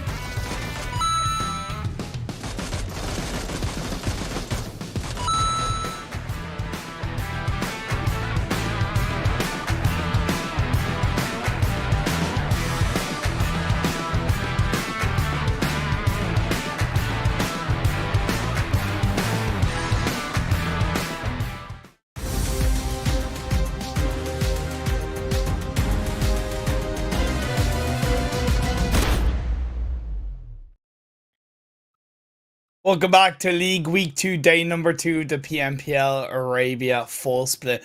Brought to you by the wonderful Oppo Reno 7 Pro 5G. Upgraded performance and upgraded fun. Celebrate your winning spirit with the brand new Oppo Reno 7 Pro 5G, the designated smartphone for PUBG Mobile, Middle East and Africa esports in 2022. As well as that, you can also get yourself the in-game Grizzly Bear set. Join the card collection draw and win some outfits. There's a chance to get all the pieces of an item in one go. Monica, I gave out kind of bear facts and bear jokes because we're celebrating the card collection draw. Have you got any for us? Okay, so in Chinese, the panda, right? The name is 大熊猫. If you translate that to English, that stands for like giant bear cat is what it technically comes out to. So I thought that may be your fact, kind of interesting. Giant bear cat. So instead of the grizzly bear collection, it's a grizzly giant bear cat collection. Yeah, I mean, there's those cat companions right now in game, right? Let's just combine the crates. Why not? Brilliant, brilliant. Well, let's combine the schedule we have of the games we've seen today and the games we have coming up. We've witnessed the Sanhok and Erangel already, but we still have 3 more games to go. Sanhok with a sandwich of Erangel, ending on Sanhok.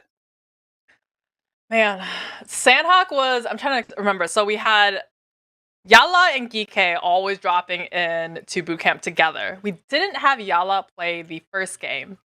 Yeah. Is GEEKAY back for this one? And are we going to see some bootcamp action? Interesting. While you find that out, I'm going to give a shout out to Monster, the official energy drink partners of PUBG Mobile. I still have some of my Monster Red. I'm sorry, guys. I didn't chug it when we got the break. I stopped it. But I will have another drink right now. So once again, thank you to Monster. Let's get into game number 3 of the day. I don't think I even need more energy for this Sanhok game because I feel like it's going to be a monster. So we do have GEEKAY. I didn't even acknowledge it. Terrible. In the smash. Acknowledge my pun. Anyway, go on. I was saying, you wanted me to look it up, but so GEEKAY is in the smash. I'm trying to figure out where exactly they're going to end up going, because right now I only see YALLA heading over towards the boot campish area. Really? Oh, there they are. They're hiding underneath them. That's what it was. The colors were merging together for me, Imperium, and I was like, couldn't see the difference. But we are going to get boot camp. I think, what is this? Part 8? Part yeah, I don't know. It's like a Fast and Furious franchise at this stage. You don't know what movie you're on, but you're gonna watch it anyway. Well, looks like this time though, YALLA gonna be the first casualty in this fight as GEEKAY is now gonna putting on the aggression. I mean, I think they're pretty even right now, Imperium, and we'll see who is able to win this one now in this Sanhok match today. Who has the best family in this fight between the two teams? DBS shots coming out from late of YALLA Esports, trying to find the time to get the revive off. They did so for the first knocker return by YALLA. Bumper, that's pretty good. Followed by a second. The man steps up, he steps down, he gets a knock, and that's going to be GEEKAY under so much pressure. As far as you know, Hope, yeah, he's the last standing. He's the last hope for GEEKAY Esports, and he's trying to back away. He's going to put himself into the gutter of bootcamp. I call it the gutter because it's a place that you go and you don't really come out as successfully, and YALLA push it. They take out the winners of, the second place team of the previous game, GEEKAY Esports. Hopping now onto Major Pride, who had that massive 1-3 at the end to win the match, going toe-to-toe with FALCONS now, all the way in Kampong. So this is on the almost opposite side of the map. Pride is going to be waiting here. So it looks like they've already found one elimination so far, just meeting together. I think going as one as Major Pride. They're kind of stuck all on top of each other in the same building as FALCONS doing what their namesake does, just kind of swarming around on the outsides and having the different angles and choke holding them within this one central spot. there's shades of the kind of fight we had between Rad and NIGMA in the first Sanhok game in what we're seeing right now. I know it's still within a city area per se, so there's not as much benefit to the alternative angles Falcon have. However, being separated, they are technically a little bit more protected in those isolated buildings. They're allowing Major Pride, though, to separate, to get some angles of their own, and that should mean that we become a little bit more of a stalemate between these two teams. Stalemate, when you have these kind of hot drops like this, you want to wrap it up a little bit quickly, right? Because they are eventually at some point they're going to be out of the circle, and then you kind of overcommitted to the point where you can't really I'm just gonna cut my losses, because not only am I not going to get the zone, I'm not going to get any eliminations here if they leave too late in the game. So here it's kind of, I think they've got to the point of almost no return. They're just staying here, and I think these two teams, both these two teams, Falcons feeling very confident being at the top of the leaderboards. Major Pride, I think they were 5th place or so. Got a chicken dinner. Also very confident. Yeah. So each of these two teams, it's the ego fight right now. There is the leaderboard, by the way, for everybody watching, up in the top of your screens. It scrolls in 4s, going from 1st all the way to 20th. Those are live scores. So at the moment, you can see the current bottom 4 teams are, as we will switch on over in a sec, the side of Twisted Minds, Rad, OOREDOO Thunders, and VISTA Gaming. 90th minute. We just saw them very close to SKYROCKET up in the northwestern side of the circle. I mean, these are two teams that aren't really up there towards the top, so just kind of trying to take each other out. VISTA Gaming, though, they're the ones that we saw them have that really clean win against 4K, and now are up against the likes of Triple Esports. Triple Esports, this is a hard fight to take because they're on their bellies. Grass is high here, Imperium, so it's very hard to see anyway, and they're just third-person perspective peeking. See if anyone from VISTA will peek on out, and it's going to be the first opening grenade to open this fight. VISTA Gaming now down to 1, getting immediately flushed out, and Triple Esports creeping on a little bit closer, but they're looking for the information here, and it's just rats coming up over the grass as VISTA now put down to 1. It is going to be hanging out in the distance a little bit too far to provide the support, and Sunrise running with his tail tucked between his legs. The last player standing, looking to turn that sunrise into a sunset and set the engagement against Triple Esports and finish him off. Instead, he does chuck out a smoke, tries to cover himself as he looks to get the revive onto Dino. It will leave VISTA Gaming only as a duo coming into the closing moments of this engagement. One revive is pulled off, and instantly Inez is being cooked up. The very quick reaction times being played out by Triple, but in their own right, off the back of getting the revive, Sunrise instantly disengages away from Dino. So I really like how both teams have reacted to the revives that have come out. Unfortunately, though, Triple Esports have gotten 3 players up, so for VISTA Gaming, they still have the body disadvantage. Body disadvantage and the downhill slope as Push and Clever have come up into the faces of VISTA. They heard the footsteps, right? They know they're down there. They have them cornered. Obviously can do the math and know that it's going to be 2 men down into the compounds as we switch real close by. Not R8 versus the only one. Okay, switched rotation by the only one. They do come down in this direction. Again, alright, like we said during the first game, a notable kind of movement change by R8 coming out of Paradise Resort, where they're still disengaging away from that area relatively early, but they're not going as deep into the phase 1 circle as we've seen in previous Sanhok games, and I think it's a positive because it still allows them to control a good portion, but they're not getting surrounded or swarmed by too many teams behind, and it has, for now, resulted in 1 clean elimination point. R8 too, their whole full team isn't right in this area yet because they came in from Paradise. They've kind of exited out of the huge compound to find themselves in the laps of the only one.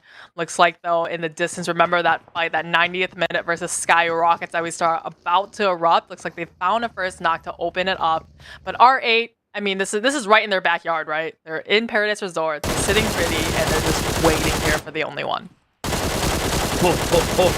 90th minute. They moved away from Hating, or should I say they attempted to, and SKYROCKET's their patience has been rewarded. It's not without potential threat, as Rip was knocked in his own right. Confirmation does mean that 90th minute are guaranteed to be down a player. I don't think they're in a position to really push this. Jabal knows that he can't really go too far away from this coastline with his two teammates still inside Hating. This is a really difficult spot for 90th minute because they've come across the water to the point where it's all open, right? It's like kind of beach. They've come up, just a couple of rocks to hide behind. And it's just not somewhere you can easily exit out of unless they go right back into the water. But SKYROCKET is definitely going to be watching them. This is kind of the sequel of that fight, Imperium. Triple Esports versus VISTA. And they have to watch Road to Glory, who were the winners of the Sanhok the first match today. So they're sitting really confidently coming into this Sanhok match, and they're just kind of lingering. They've definitely heard the shots from before, but I think a little bit too far to kind of encroach on a third party. I haven't really talked too much about this phase on because of, once again, the action has been pretty consistent across this early game. Prioritizing on the mainland is certainly quite positive for the team's focus on trying to control areas inside this game, and phase 2 does shift a little bit over to the northwest. Once again, dominating that mainland with Paradise Resort in the heart of it. Paradise Resort's right in the heart. I like that R8 not committing to a come on out, and this is the one more time VISTA and Triple Esports. So these two teams are just kind of, no one is willing to open the fight, right? They're just still kind of getting the information, push, just not ready to push, even though there's a team of VISTA. I don't know if he is aware there's a player just sitting in that little watchtower. So I mean, this is the beauty and the horror of Sanhok, right? Imperium, where it's like you never know where. It does look like Triple Esports are not trying to be too tunnel visioned in that area of the map, by the way, which I do appreciate. Falcons and Major Pride now starting to really engage on each other. How long is, what, 10 minutes and they're finally starting to take the fight? Jesus, guys, talk about taking your time. Falcon have lost 2 players. The push is coming in, though. The trades are there. It's not exactly the best for Major Pride in terms of place to be in. They do still have a full health player close by in the form of Milky Way.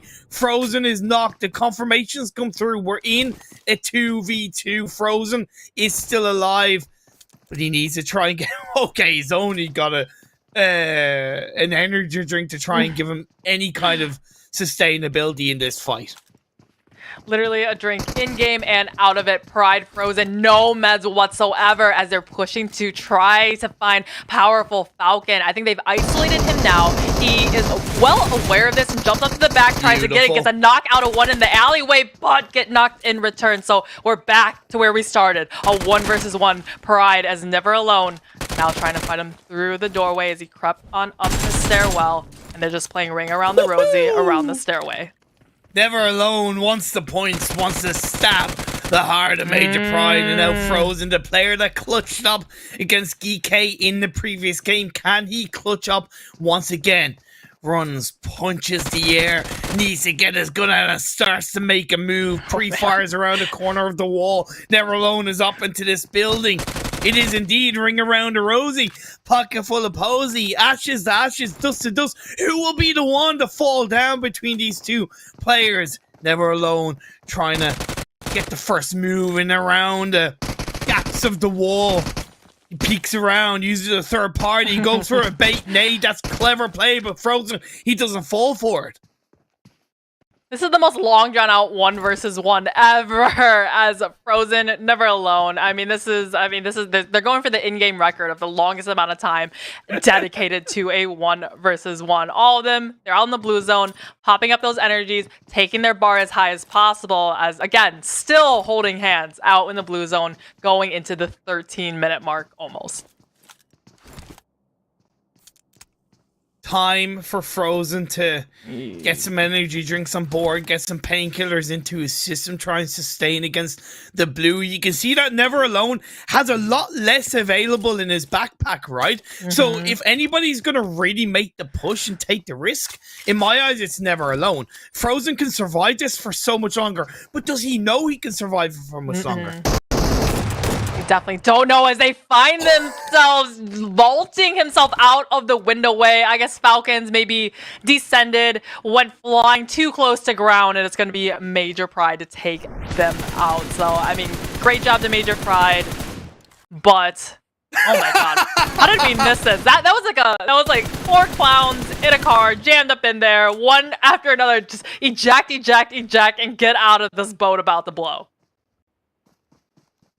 Oh man, that's why botations are extremely risky, and realistically you should only be pulling them off within the first circle. Anything past that is once again a massive risk, and Rad pay the ultimate prize. Now 90th minute, after that did go down, I believe, against SKYROCKET, if I'm not mistaken. Phase 3 shifted up north. We are down to 12 teams, 39 players. 39 players. You can see why Sanhok is one of the most action-packed matches in PUBG Mobile. YALLA, though, we are still running from that southwestern side. 5 eliminations found from this team so far. Now turning their eyesights onto R8, who's returned kind of right into that Paradise Resort area. So I think it's just a little bit too many leaves, though, to get some good visuals. So they're just kind of, you know, they see an elbow, they shoot it.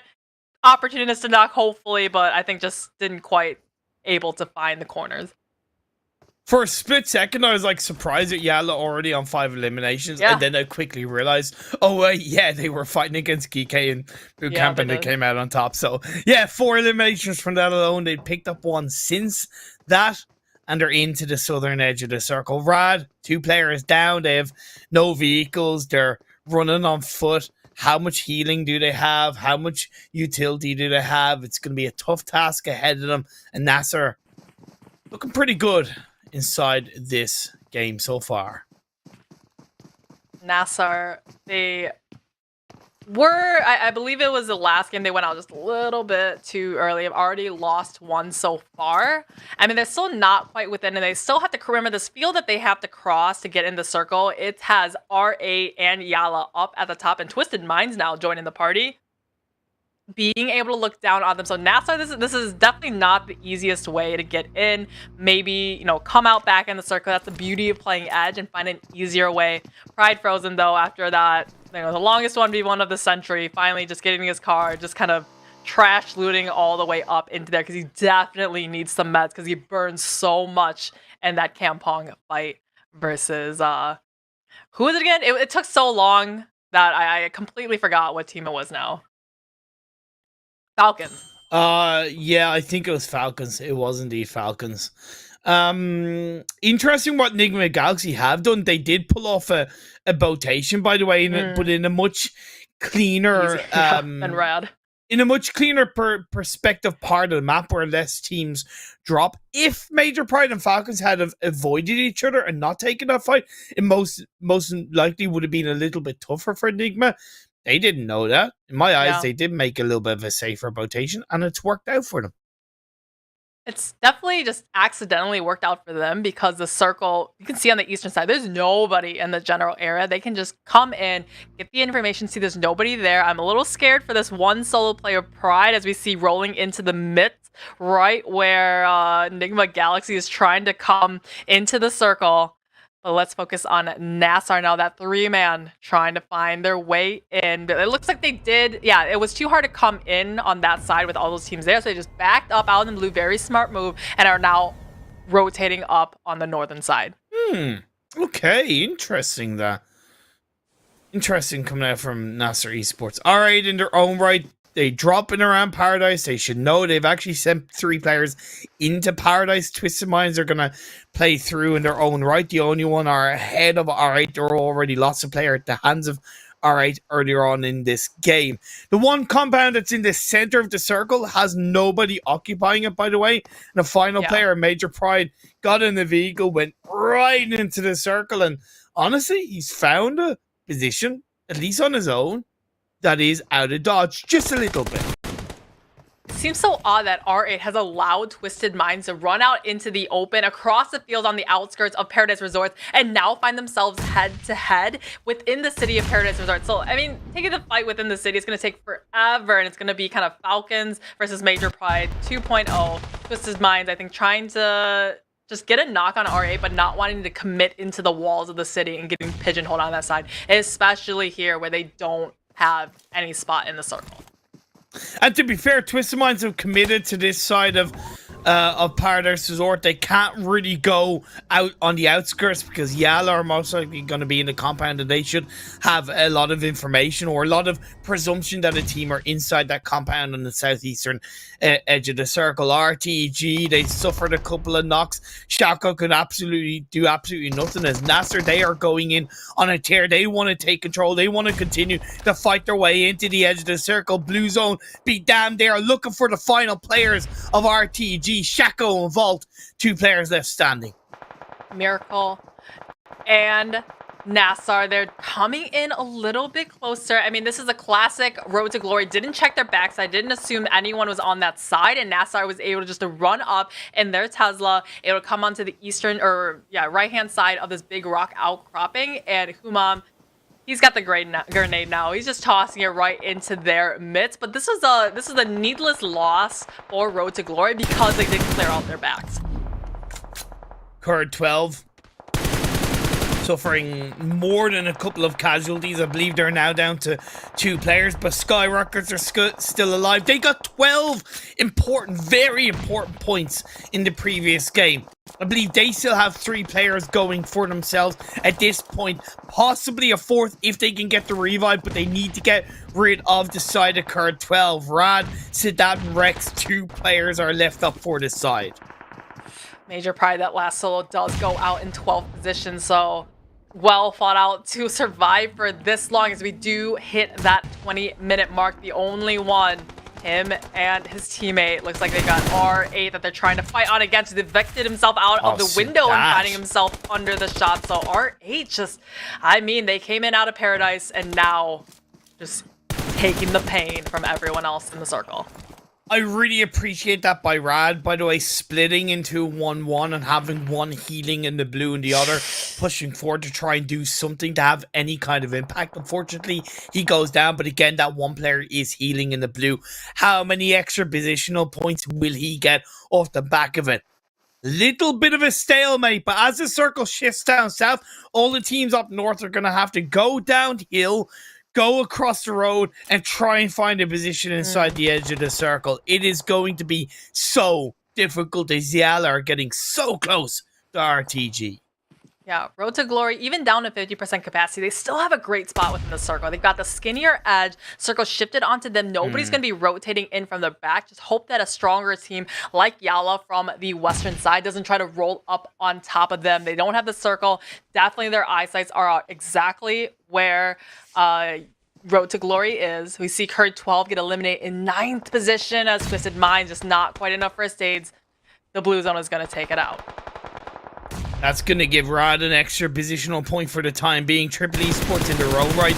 You have a player healing in the blue. Lovely shots by Shaka. You said they had this thin edge of the circle and behind a rock, even though they have to watch every single angle they have by chucking the smoke off the back of those knocks. He's able to give himself a bit more confidence to play in. You can see Rex healing up. How many first aids does he have left? How much time do YALLA have in front of them? How much space? Very, very little as the bullets are being sprayed through an RTG. They're so close to getting that squad wipe. Another one goes down. Just Bumpa left alive. I mean, YALLA was just nowhere to go, just out in the open, trying to come in and die to the likes of one player from Road to Glory. Rad is going to be out after they were in that boat. They are going to be just metting it off, and if it's any map to do it, it is going to be Sanhok, as we're down to it. Imperium, 2 versus 1, and one of them is out in the blue, metting it. Rad. RTG, man, like, so resilient off the back of an initial push by NASR, by the way. NASR didn't finish them off. There was a lot of pressure around that, by the way, so don't hold out against NASR. both of these teams have been able to survive off the back of the circles shifting down south in the later phases. Rad go down, but they went from, I think, 8th to 3rd, so that's definitely a good improvement. But now as it's NASR in a 1v2, RTG finish the job, finish the game, finish this chicken dinner in Sanhok. I think RTG is saying, why couldn't this be Super Weekend right now? Because this is their is it right? This is their second chicken dinner of the day. Yeah. Both of them on Sanhok. So I guess Quarry is the place to go because Road to Glory has had such great circles and rotations into both of these. And Road to Glory, just like you said, they had that kind of fight between them and NASR, and they just kind of gentleman's agreement, shook hands, went opposite ways, and then found themselves once again at the end, and they finished in a first and a second place. Yeah, and it was tough, like I said, for the teams up north when it did shift massively down south. Not only were the majority of teams in that direction, but again, they had really very little area in front of them. You saw how little YALLA had to decide. Like, they moved an inch and RTG were shooting. They moved another inch, RTG were shooting. There's really nothing they could do. It was still a great game for YALLA Esports as they picked up 12 in total. Road to Glory off the back of the chicken dinner, grabbed themselves another 21 points. Yeah, again, the patterns that we see in Sanhok is just the eliminations for each team is a little bit more spread out towards the other teams, just because it's easier to get those. We're in a little smaller of a map, so you're not really having those full force teams coming into the end, right? We keep seeing these kind of 3-2-1 players up for the teams coming in at the end. So just not as many opportunities for going all out and fragging out like on Miramar and Erangel, but great job to Road to Glory, second chicken dinner of the day. Such an important result for Rad. They were coming into this game on a total of 19 points in 6 games. This is their second last game and they pick up 14 points. They still need another good game. It puts them on a total of 30 now. Sorry, not 30, 33 in their 7 games. So with one more game, I would arguably say 10 points will be comfortable enough. But within that, there's no guarantee. So Rad, still so much more to do. Let's take a look at the second half though. But Imperium Rad, they're doing well. But let's look at the second half, who just isn't quite doing well. GEEKAY, I mean, overall, they were doing obviously very well. The first 2 games, they had great performance. I think it's just this landing in boot camp, and it's just kind of, you know, killing them right now, kind of shooting themselves in the foot. They can afford it, but going into Super Weekend, you don't ever want to, I don't know if we're going to get points or not this game because we're hot dropping in boot camp. Not to get too speculative, of course, I mentioned about Rad needing that good result and getting it in this game. SKYROCKET's only picked up 4. The only one only picked up 4. Those 2 teams, it actually puts them on a total of 30 points. So at the moment, Rad have moved up ahead of them. There's still 2 more games to go. So again, the door is open across the way. SKYROCKET Esports, they are playing this next game, Monica, but that's going to be their final game. Yeah, they're not going to be playing in that last game of the day. So this is their time that they need to go, go big or literally go home, right? If they don't put up the points this last one. Definitely. So they're looking at the teams that aren't in this next match. It's going to be 90th minute, GEEKAY, NIGMA Galaxy, and Rad. Still 2 more games to go. Let's head to the Oppo moment highlights and take a quick break. We'll see you guys in a couple of minutes.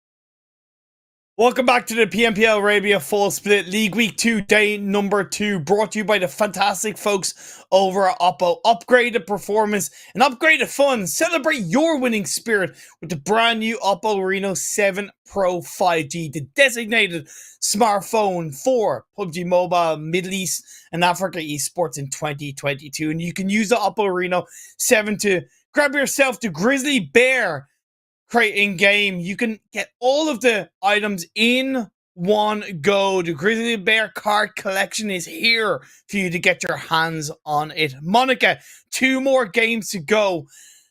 Opportunities are there, but they are slowed down for a couple of teams. It's whittled down to just 1 game left. It's gonna be close. This is down to the wire. We've got 2 matches left. Erangel coming up and Sanhok next. So this is going to be the chopping block for some of these teams. Remember, top 16 to get it into Super Weekend. So let's look at overall and see who's sitting pretty and who is really starting to sweat these last couple matches. Honestly, top 8, I really don't have anything to say. They've all done good. Well done. Thank you very much. Kudos. Let's move on to the second page. It's where it becomes so much more important. You look at the matches played, right? SKYROCKET's rad. Alright, they all only have 1 game left, 30-33. Like I said, this is SKYROCKET Esports' final game, Monica. Final game for sure. And remember, the teams that aren't playing this one's going to be 90th minute, GEEKAY, NIGMA Galaxy, and RAD. So if I was RAD, I'd be like, oh, you know, 3 minutes from that bottom part. But let's see, the 4 teams at the very, very bottom, Imperium. Who is starting? Yeah, if I were these teams, I'm like, oh my god, it's like 90th minute. They got 1 chance, not this game, but the next one. But everyone else, though, it's just a couple of points of difference between 17th and 18th. Wow. But the last ones, they're really far.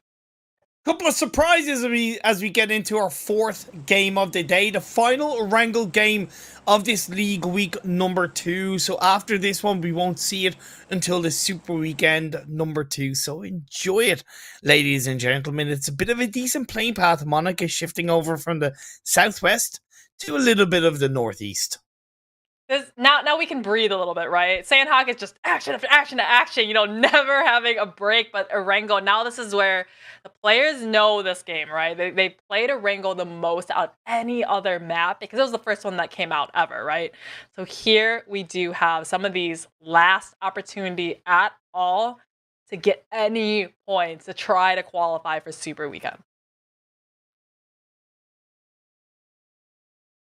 SKYROCKET, can they get the job done then? Can they pull out a bit of a surprise, I would argue? Can they beat the challenge of the likes of OOREDOO Thunders and Twisted Minds? Can they put the pressure on the likes of the only one leading into the second Super Weekend? Honestly, I'm on their side. Bring it on. Prove us wrong. Do what you need to do. We keep having deja vu, and these teams must be like, what is with these casters today? And just giving us just Gatka, like South Georgia Pole circles time and time again. Let's just remember the last Erangel match, it did end just in that kind of southern, what do you call it, cave or southern kind of hump of the Mount Everest up there. So I think some of these teams are just gonna, especially the ones on the outside, I think they're gonna prioritize rotating more, right? Because they need to get into that spot. So might just see like RTG, like 4K if they're in here, the only one, loot up real fast, and then get into the center and do their kind of second part of looting while still having a good central position. I can see more teams, even though this is naturally has happened most times, now more than ever, I see a lot of teams prioritizing that eastern side of the phase 1, right? Going from around Gatka to the ruins, Hecha Hills area of the map, just in terms of presuming where the circle is going to end up based on what we've seen so far in the PMPL Arabia. Triple Esports. This is just to the west of the kind of shelter area. These two teams, they had a long jump to try to get all the way over to where they usually loot, and this is just kind of the case of you got a PP-19 by zone and no scope whatsoever. Just grab what you can and just shoot in the distance and hope you can land the shots. First knock of the match and flush is going to be on to Triple Esports push. The first team down to only 75% capacity. The only one Esports. Squeaky bum time for them in their own right. They do have 2 games left, to be fair, as far as I know. Yes, they do. But they are in 16th on 30 points. And again, when we take into account that they are the lowest performing team in the first Super Weekend, out of the teams that did qualify, obviously, for Super Weekend number 1, they really need the second Super Weekend under the belt. Let's see these teams of Vista, though. They are desperate for these points, Imperia, because they're just kind of fast and furious chasing after anyone that they can. Twisted Minds, another one that did so great in the first Super Weekend, and I'm not sure what happened in the 2 days in between because they are currently real low into the bottoms here. You can see them here. Average survival time, 16 minutes. That's not long at all, Imperia. That's barely making it, halfway through. And with an average elimination of only 1.33, they're not even doing much within those average of 16 minutes that they're getting. OOREDOO Thunders, yes, they're surviving for just a little bit longer. Yeah. Look at that average of eliminations, 0.33. That is frankly not good enough. Yeah, just to give you guys some perspective, an average Erangel match will last 31 minutes or so. So when you're cut in half like that, that means 31, that 31, something like that. You're just not even making it to maybe the 5th phase circle even. You're just dying off early. You're not rotating well enough, or you're just not winning those fights. But of course, we're having Erangel stats right out of yesterday and today, so it's only maybe what 4 or 5. I think this is the 5th match of Erangel they've played now. No, this is between the third and fourth Erangel game of this league week. Yes. Depending on who you are, of course. For the teams that are playing today, this is their 4th and final Erangel game of league week number 3. Vista Gaming went to Pachinki. There's no NIGMA Galaxy, so that city is open for the taking. They've been waiting for this time, right? They've been waiting, but like, we'll get Pachinki 1 game. We'll do it. We'll wait. Yes! This is our time to shine because the bully on the playing ground got suspended for the week. So now we can, take the spot. I mean, this is Vista Gaming, Vista Esports. They're one of those scavenger teams, right? They don't really have a spot for themselves. So they look, who is not here? Where can we go? Because there's definitely not going to be anyone there. Phase on Blue Zone starting to close in. We're 6 minutes in, and we're still seeing a threat of action. We haven't quite seen it as we've only lost 1 player, but there's been threats, whether it's Vista, Twisted Minds, whether it's kind of POWR and CONQUEROR rack like we've seen. And by the way, a bit of at least a perspective difference. You see that POWR Esports compared to OOREDOO and Twisted Minds. POWR Esports on an average of 10 eliminations per game, and in Erangel, that is redonkulous, like actually redonkulous. Is that a real word? Redonkulous?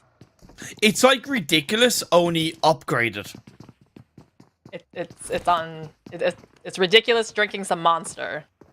And upgraded there you ridiculous. Go. Boom. There Boom. we are. Yes. There yes. it is. Perfect. Yeah.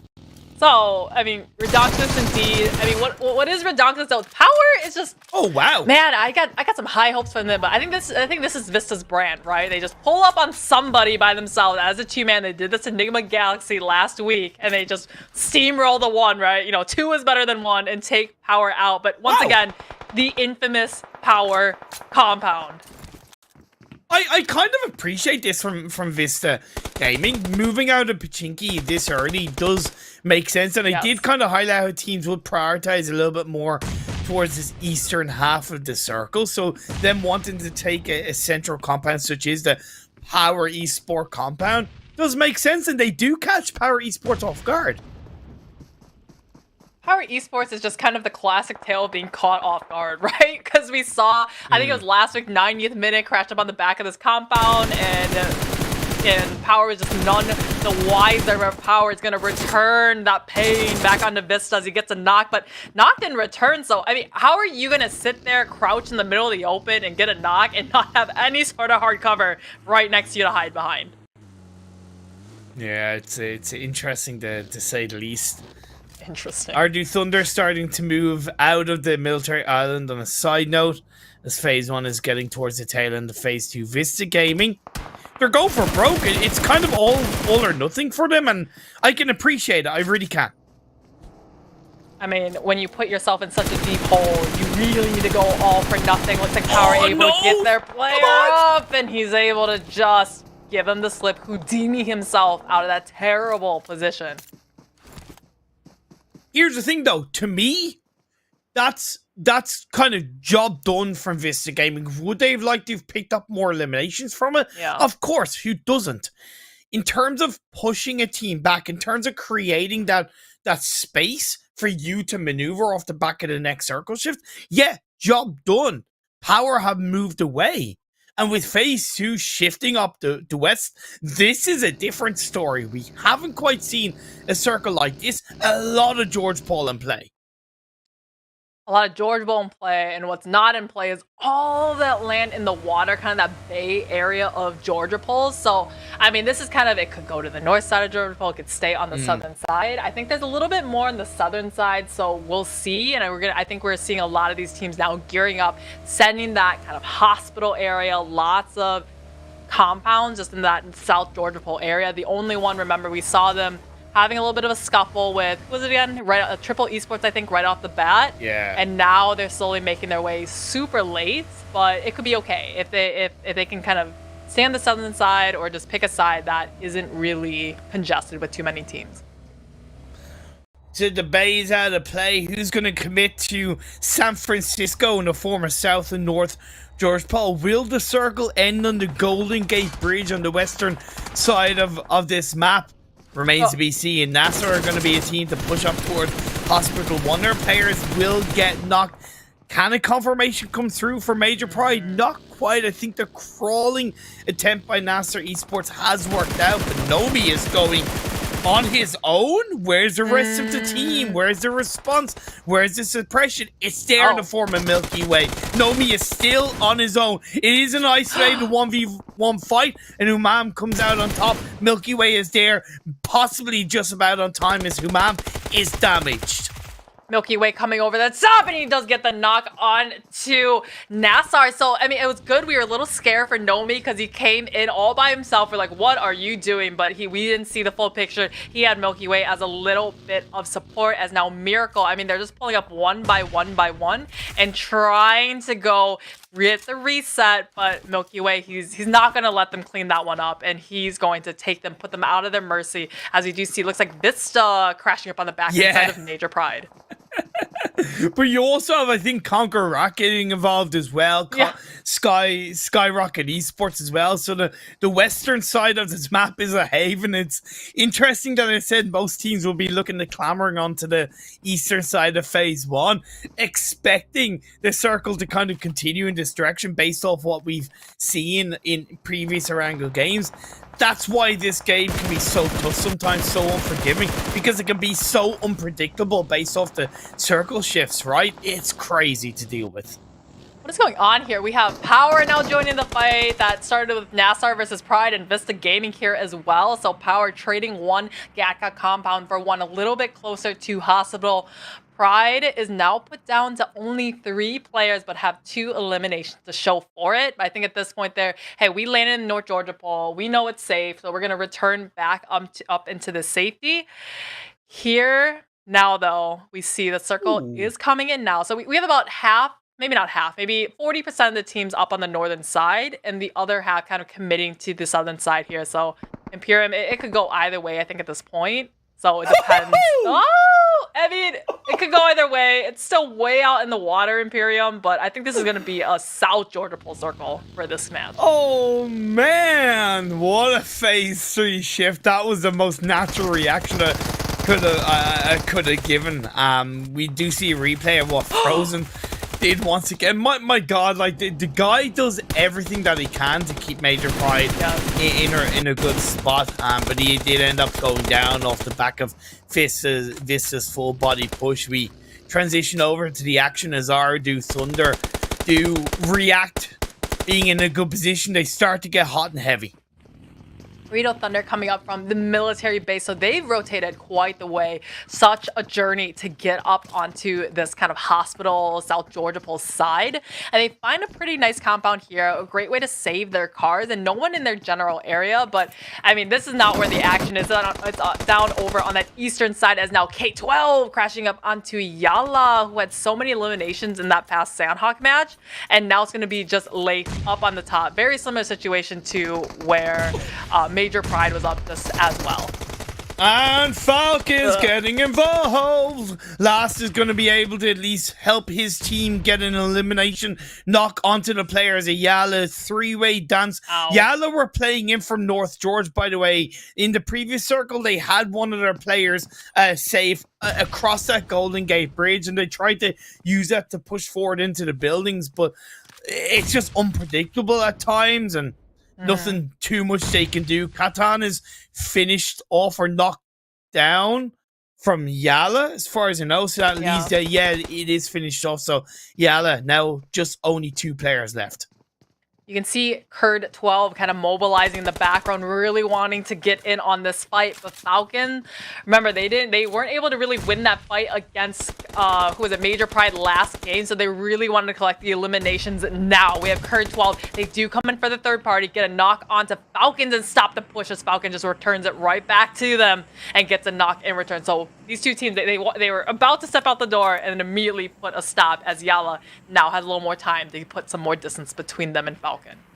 Luckily for Kurd12, they're a team that are in the best position to disengage out of these 3 teams, right? YALLA and Falcons are much more heavily pinched against each other. It's like they're locking each other into these buildings, and if the circle does shift down south away from the water, Kurd12 can disengage in a nice way. Twists and Minds, they need this result. They need this game. Still up as a full squad. 0 eliminations, though. More importantly, this third-party fight, the 3-way dance on the South George, continues. Minds continuing on that southern side as the circle is about to shift, and it comes inland, Imperium. All the teams that's committed to the southern side have a great spot, as this time Twisted, or actually Triple Esports, coming over in just full setting against Twisted Minds. Was that a 1 versus 3, Imperium? Something like that, and it was even the point where Anas had to switch his gun, and he still was able to come out on top. That has alerted the attention to CONQUEROR, still up as a full squad on the tail end, the southern side of the circle. Luckily, with how swift Anas was to finish off Triple Esports, the rest of the team are there. It's still a 4v4 fight.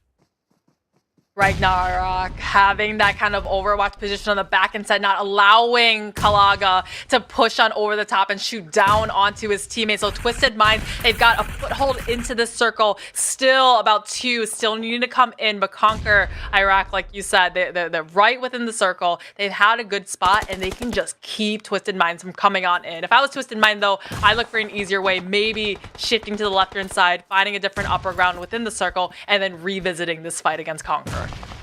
21 points for Twisted Minds in 6 games, 2 to go. This one in the final. They are so close to securing their spot in the second Super Weekend. Speculative cutoff point is between 35 and 45 points. Compared to the spring split week 1 of the league, play was on the higher end of things, so certainly all these teams are putting in as much work as they can. The competition is raised, and Twisted Minds, they are certainly feeling it. Feeling it, maybe just, can't get their minds wrapped around how to get in, but looks like they're getting in their cars, mobilizing. One is about to be out of commission. I don't know if they're going to be able to drive that one, but starting to creep on in. They did go over to the left-hand side that I thought they would do. And the Conqueror still the southern side. So right now we've gotten into that kind of mid part, right? People have gotten their foothold in the circle, not quite engaging quite yet. We still have 15 teams on up. As Reba is still just watching that horizon and trying to catch that one player up onto the roofs. Risk being on the roof of the building at this stage of the game. Yeah, okay, it's on that southern side and there's less teams around the area because of how these initial 4 circles have shifted. But again, still a bit of a risk. RTG actually swam into the water, gone onto the coastline and north side, and Major Pride, they did have a player kind of covering that area, but again, he got swarmed, and fair play, they've gotten the better of Major Pride, and Major Pride down to just a duo. Conquer at some point, they're going to need to leave here because they have allowed Twisted Minds to kind of rotate past them to take the compound in just to their kind of northwest, but there is a hillside between them, so they're not going to have the visualization onto him as we shift onto 4K versus POWR. 4K indeed against POWR Esports. 2 players of POWR down. I believe Kante is the last player alive, and he's going to be able to turn his attention on toward Darwell and finds the knock. Anaconda along with Golden and One Knock still holding things out. They are cautious. They are aware they don't want to overcommit. Heals are being pulled off. First aids are being pulled out. Nades are coming through. Time's ticking though as both of these teams are now outside the circle. Circle shifted up, having it right into the South Georgia Pole kind of houses area. All these teams that we just saw in the last couple of minutes need to move soon. Road to Glory having such a glorious day so far, getting 2 of the chicken dinners, and we're only on the 4th match now. Looks like they're running out of a little bit of room though. All of them kind of clustered on the side. Had this singular player, Nomi, watching them, but Nomi's gonna have to divert his attention soon though because he has a rat in the basement as Road to Glory has encroached into his building. Great smoke path by RTG. Cool, calm, and collected. They made the push earlier on in the relevant point. They needed to be careful on the likes of SKYROCKET from behind, but in the end, they're able to at least send their players in. Yes, a knock comes through, but Shaco and Janon are still alive. It is still a body advantage in the favor of Road to Glory. Pre-fire is on the side of the OOREDOO, and that's gonna be a cheeky third party, but the only one to finish off Major Pride.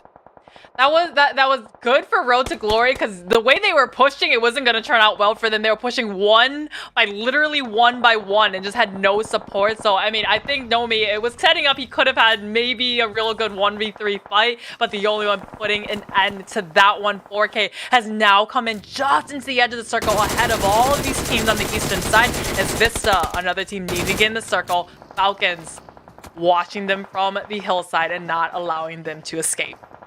Honestly, I understand why the teams around the east, the south, and even the north to an extent are looking to play this play style of go for as many eliminations, go out with glory, pick up as many points, because with 11 teams still have 35 players still alive, you are not looking at the highest amount of placement points secured in this game. You made the point of 4K. They've gotten ahead of Twisted Minds and CONQUEROR as well, so it's going to be tough for these 2 teams to make their way in. OOREDOO Thunders, they finally left that kind of coastal Vista, I was saying, the vacation home, and now having to come back to reality and try to ascend this mountainside. Twisted Minds, though, another team has been kind of struggling today as well as the other side. Beautiful, Nate, just like you said, opening up this fight as Twisted Minds lobbies another. These 2 teams are fighting for their spot in the second Super Weekend. Yes, within the Super Weekend, both of these teams are very healthy in terms of points secured. Preparation for the finals, potential speculative PMGC points. Both of them want to make it in. Both of them want to carry the confidence, but as of right now, they don't seem to show it. Twisted Minds do have control of the engagement. Hassan is across the way. Hamko is across the way, getting the revive onto his teammates. But again, that's only giving time for Twisted Minds to gain control. There is a potential third party for VISTA Gaming, but they're in their own little engagement against 4K. Vigors gets dropped down to his knees.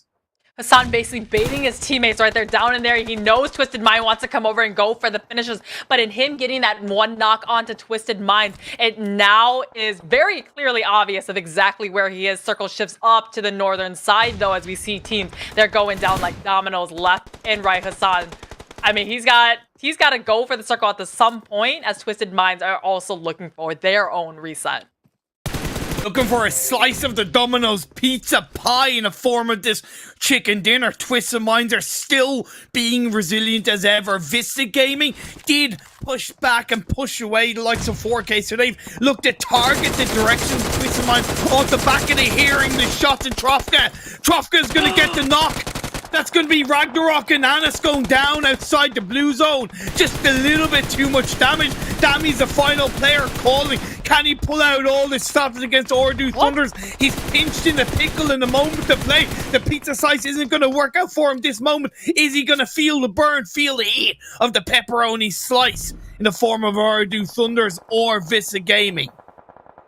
He just, I mean, the Twisted Mind was just unconjoined, basically. Dami focusing on OOREDOO Thunders. The other three had Vista Gaming crashing up on the right-hand side. So Dami's, all he can do is just met up here. He's out of first aids for Imperium. He's got 5 bandages left, so he really needs to commit to something at this point instead of going back and forth.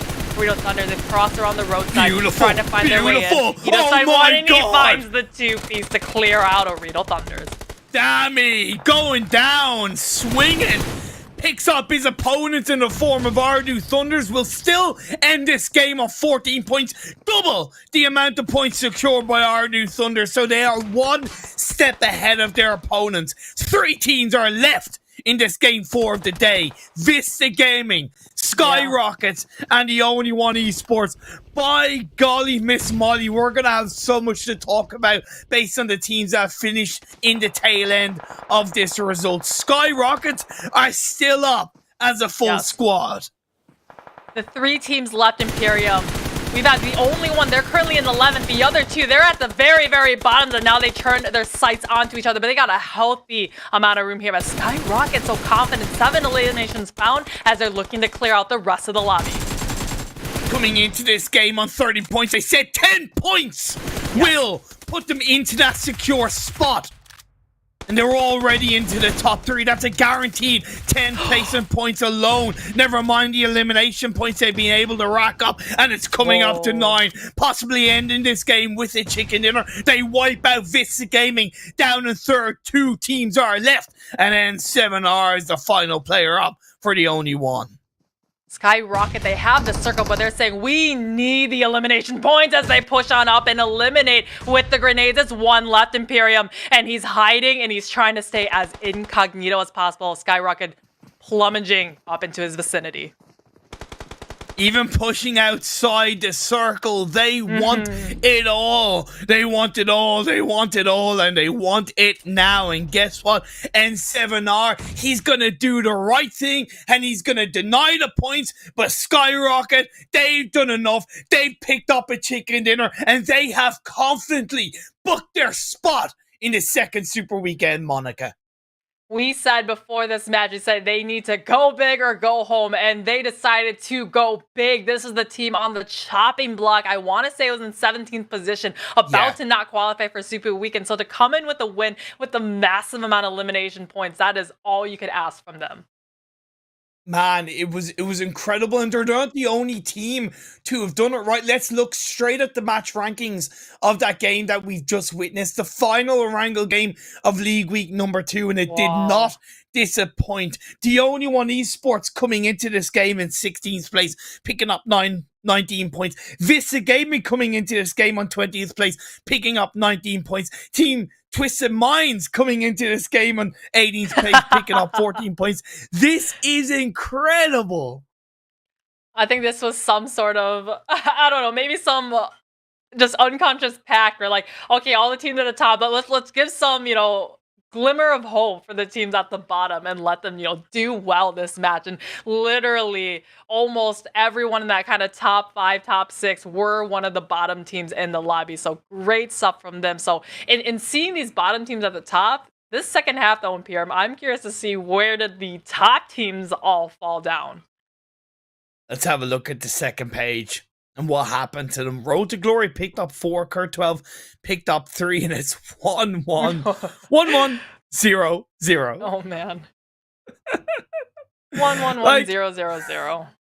It's kind of like Morse code for help me, because look, let's be fair, the circle shifts were incredibly difficult, and it did end around the part of the map that we don't normally see it finishing. Yeah, we definitely saw. I think just having such a new spot, like you said, it was like, when was the last time we played a hospital ending? You know, where were all the dips? Where are all the rocks? And try to remember. Exactly. So it's easy to win those matches. That one that lands outside of Pachinki, right? Everybody knows that spot because it lands there quite a bit. But the one super far away, just trying to reminisce on that. So just such a close finish we're once again going to see in the League Week number 2. 90th minute weren't playing in this game, and they couldn't have asked for a worse result in terms of teams who were around them picking up a good amount of points. They're going to be sweating coming into this final game. Like I said, squeaky bum time, but they're not the only team that are there. I think every single team within the bottom 9 or so, or 8 per se, have a chance of either qualifying or not qualifying. That's speculative. We don't know the overall standings. I can't wait to check them out. But again, putting up a fight, so many teams in that previous game put up such a big fight. Going off what you said, when you are a bottom team, like you said, 90th minute, and you're watching the match and seeing how those teams around you are doing, you're hoping that a team at the top, or all the teams at the top that are clearly out of reach for you, you're hoping they absorb all the points, right? You're hoping, hey, I hope POWR gets it and get a ton of eliminations so the teams around me can't get it. Without further ado, let's head to our final break of the day, then we'll go into Game 5.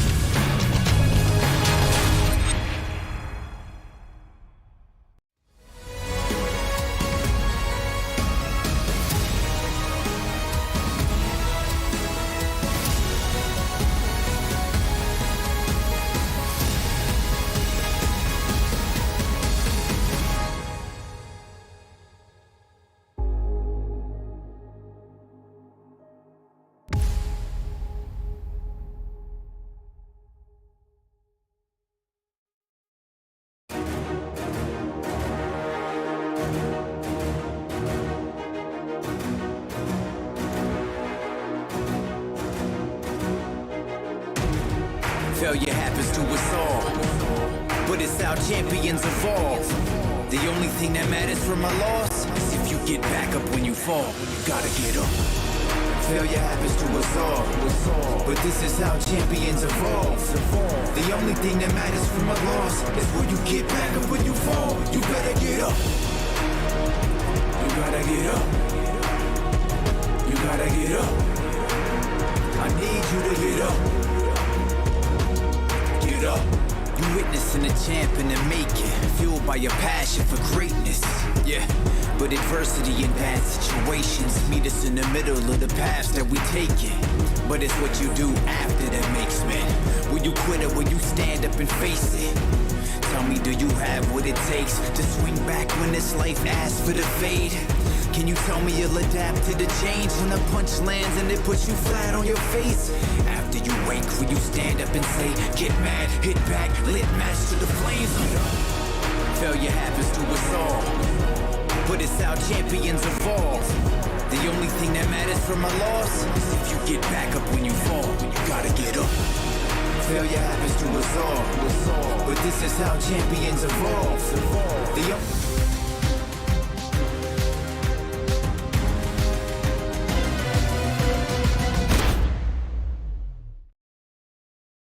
Welcome to the most exciting time of the league week, the final game of the PMPL Arabia Full Split League Week 2, brought to you by the fantastic folks over at Oppo. Upgraded performance and upgraded fun.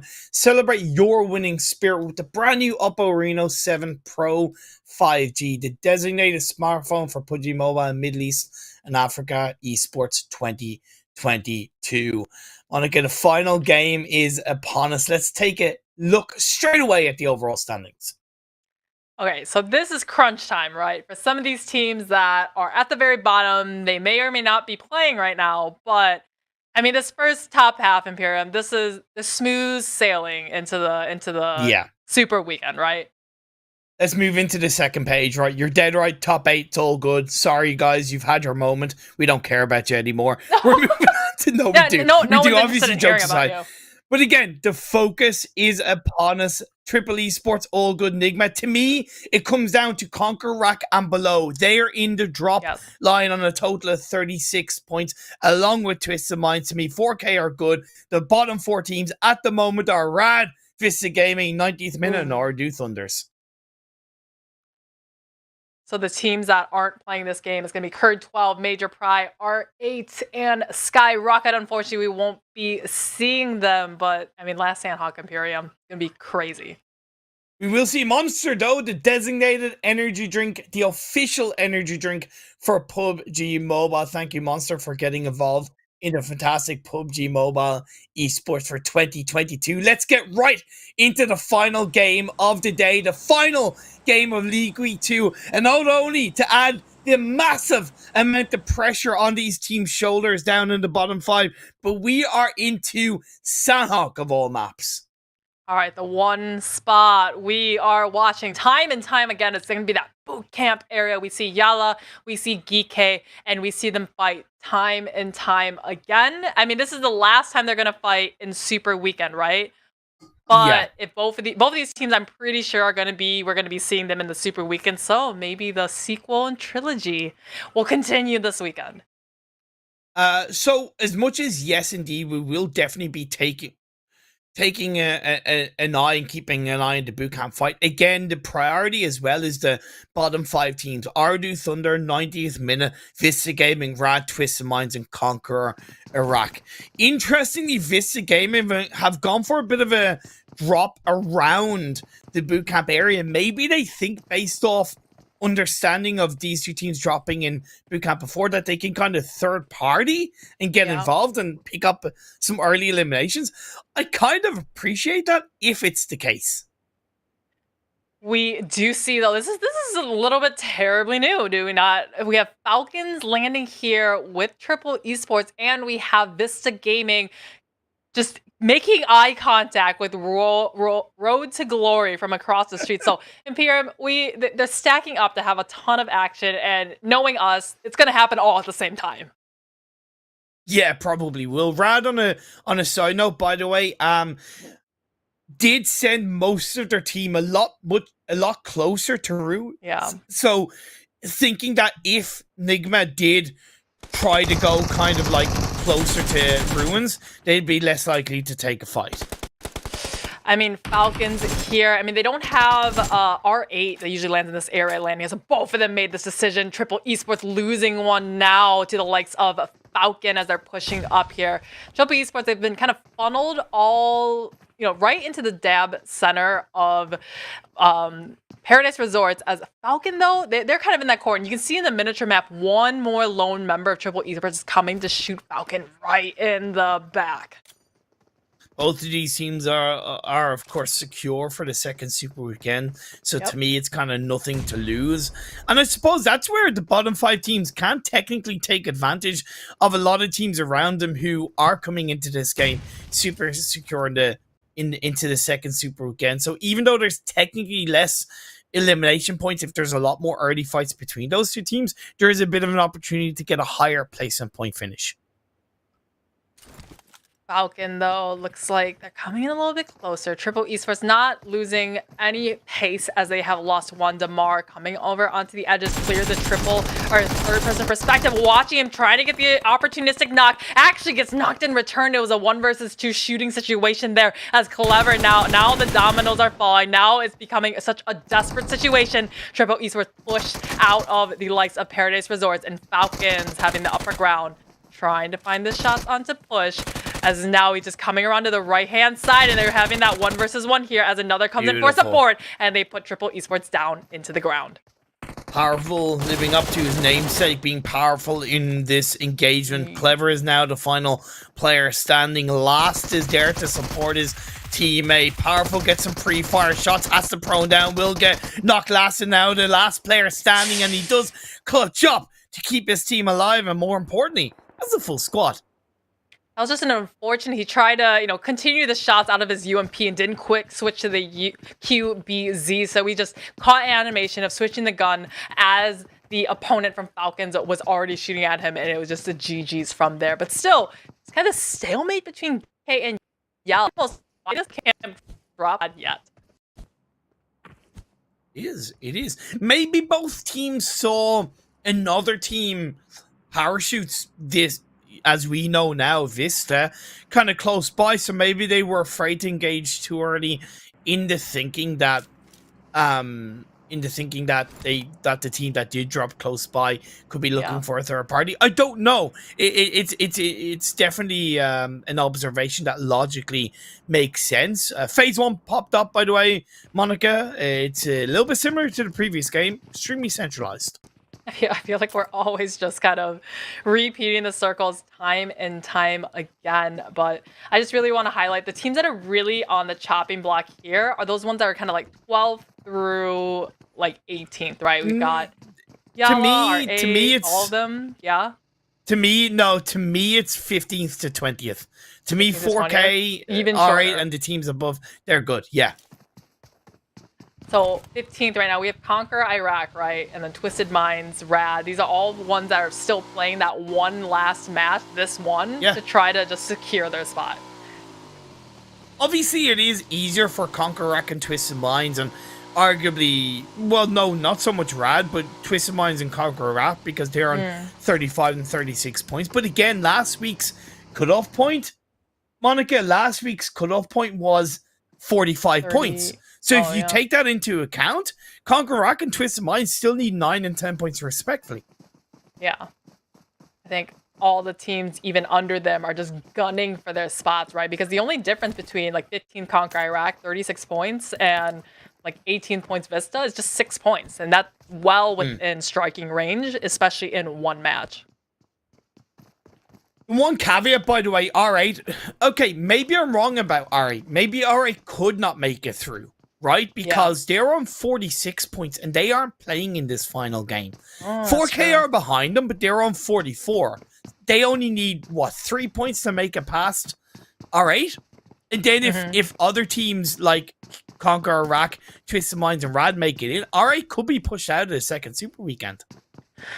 I mean, these are the shakeups that make it interesting for us, right? It's fun to see these teams kind of I guess it's not just, oh, it's always the same 16 teams and these 4 teams never make a super weekend, right? Yeah. That's not a dynamic, that's not an interesting kind of tournament league to watch. So having these teams being so close and just, hey, one bad week can put you down shows which kind of teams are that kind of veteran, very experienced, always stable kind of team, and the ones that are really reliant on luck and really reliant on the circle being gifted to them to even make anything out of a match.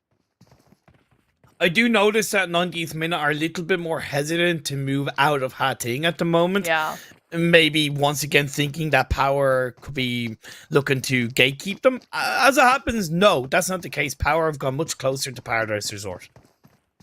POWR, we saw them kind of lingering right into the distance here. So we have Rad. Remember, we saw a little bit of a fight action happen here between NIGMA, Galaxy, and I want to say it was Rad that first game today. We do see, okay, so POWR came into the backyard of Falcons, wanted to impose on this engagement, or this, I guess, the remains of this engagement against Triple Esports and Falcon. However, the watchful eye spotting him out, getting that first knock, and now, you know, now this is the cue for everyone else. You see in the mini-map, they're all swarming onto this northwestern corner of Paradise to try to get those eliminations. Mar stepping on the upstairs of that long building, that 2-story factor play inside Paradise Resort. Once you enter into Paradise Resort, it's very, very hard to exit with how big those sprawling walls are. And Damar are going to make POWR Esports pay a second knock, but traded quite effectively by Aziz. 3 players left. Great peek by Damar. Beautiful connecting onto Aziz. I think hyper accuracy and able to just put him down on the knees so quickly is powerful. Now, I think he heard the cues before. Gets the knock onto one by getting shot right in the back. Wasn't aware someone who was hiding in the corner this time around. That gets watching the last one, though, through the window way, trying to get the last couple of shots. And it's going to be POWR coming to the clutches of Falcon. Man, Falcon Esports. He got the initial engagement. They got the initial elimination, and they took advantage of it. Now, VISTA are going to be looking to third-party this. They definitely would have heard those shots between the 2 teams. By the way, I don't think it was so much POWR wanted to try and take advantage of it, of the third party, per se, between Falcons and Triple Esports. I really believe it was more the fact that because R8 are in this lobby, they kind of presumed that Paradise area was going to be less occupied, less busy. But again, the risk around playing Paradise is that you don't know until you absolutely enter the resort, and they didn't know, and they got bitten for it. This is the classic. VISTA is literally in the footsteps of SKYROCKET. Remember, SKYROCKET is a make or break last chance to try to qualify. This time it's VISTA. This is their last chance to get up into the top 16, and they heard the fight happen between Falcon and POWR, and they're coming to reap the benefits of it. Don't push solo. Make sure you still stick together as a full squad and use that full body advantage. They've done that. Falcon, just 1 player left, powerful in the corner, can do nothing as he crumbles down, and VISTA take advantage, take control, and they pick themselves up. Very importantly, 3 elimination points.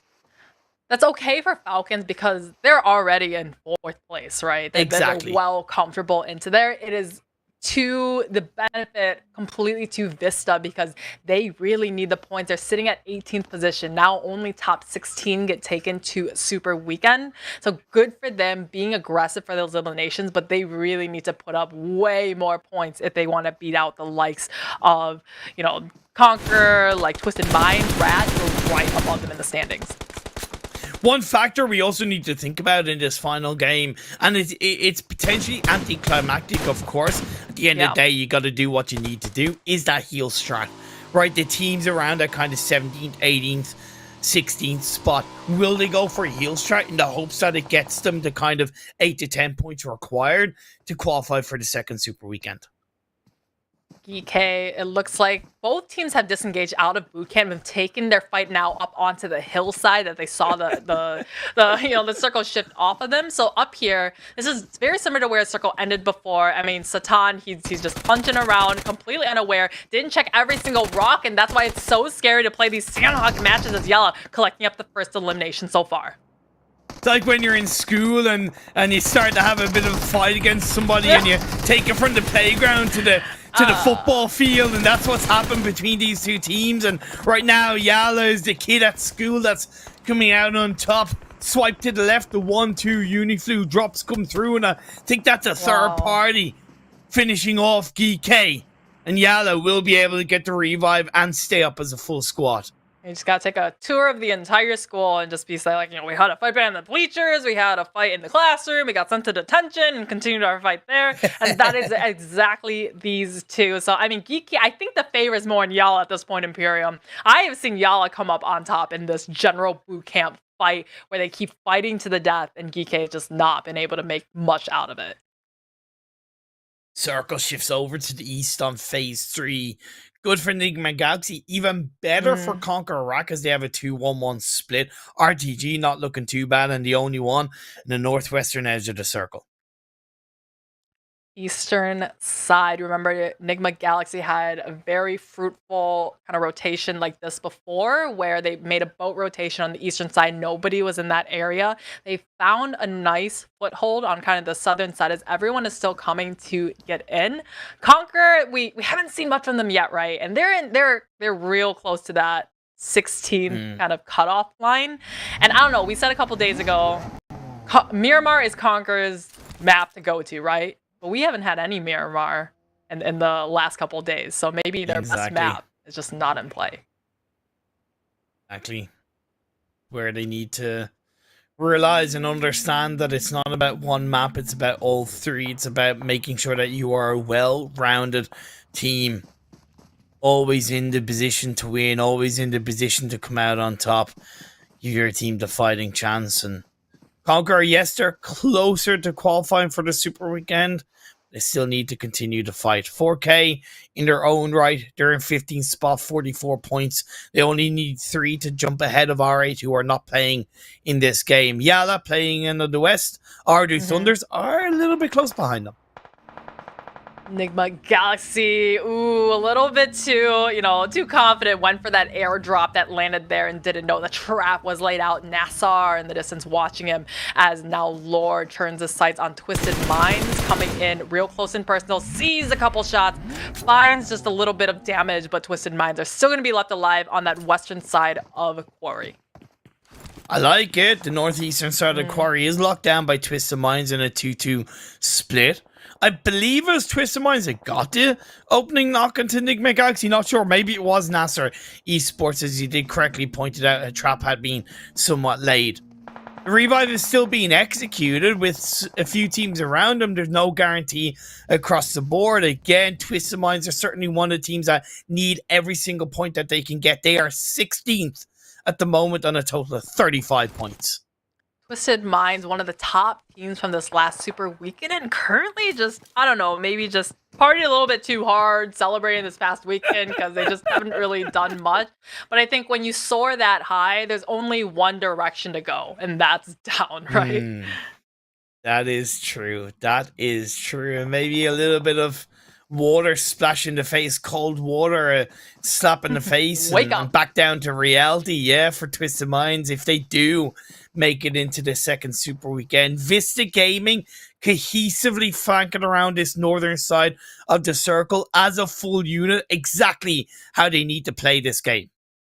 VISTA, the one thing that I really have to say goes for them is they know how to play together. Either that's consciously or that's just, they're just not that confident by themselves, but they're maybe failed successively always being together when they go for these pushes, going for this fight. So at least they're never caught in this kind of 1v1 or 1v2 like disadvantageous fight. Interesting observation. We've lost 4 teams, but every single one of the remaining 12 teams have a full squad up. Yeah. Maybe 5th game jitters, or it's just 5th game vibes where it's just kind of, Well, to an extent, it's kind of like feast or famine to an extent because we have 5 plus to an extent teams looking to secure their spot in the second Super Weekend, and you have teams who are absolutely secure. So yeah, again, that feast of famine in terms of either going for it all because you have nothing to lose or just being very careful because you have everything to lose.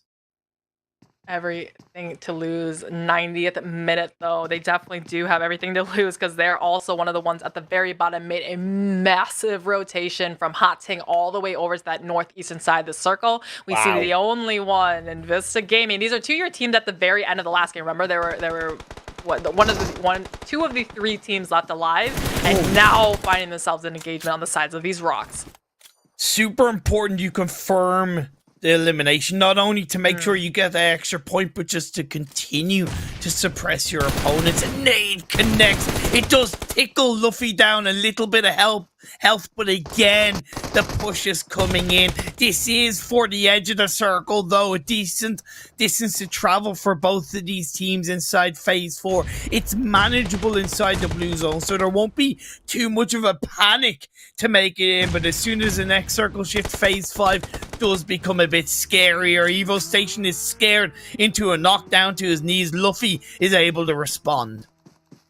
Tickled in a bad way, and these guys are saying, stop tickling me, let me get into the circles. Both of these teams are out in the blue zone, and this is getting a little bit harder and harder to survive into Trophic. Pushing up now, finding one of the players. The only one, but just missing out. I think just quickly hitting the deck and avoiding the shots.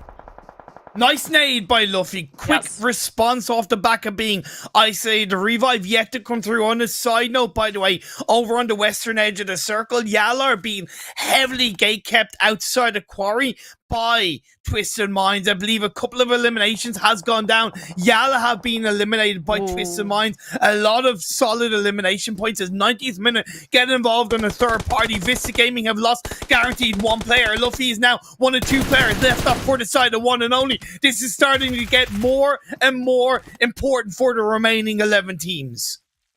I mean, this is getting to the end stages here. The only one that just didn't time that last med out well. So it's going to be, again, the blue zone. Ultimate Squad Wiper. VISTA Gaming out in the blue as well. Just hoping they can find their way in.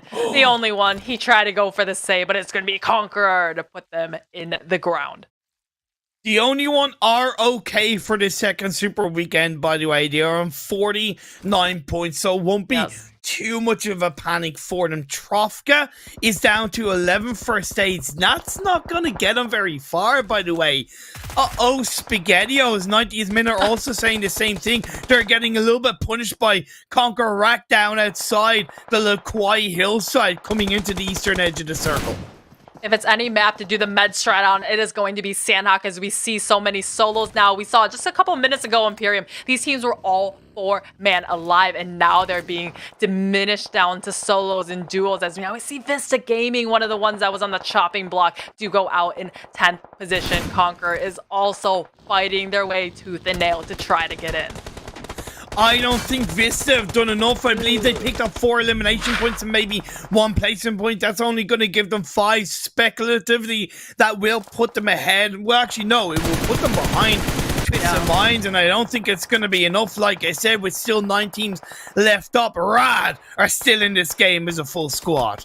Man, it's just the theme of today is just the teams that the underdogs are doing so well. I think they just really can perform under pressure as Rad. They've got the compound. It just shifted off to them, but they've had so much time in this compound. They've had the most information of any of these teams into the lobby as they're looking uphill and trying to ascend up into the circle.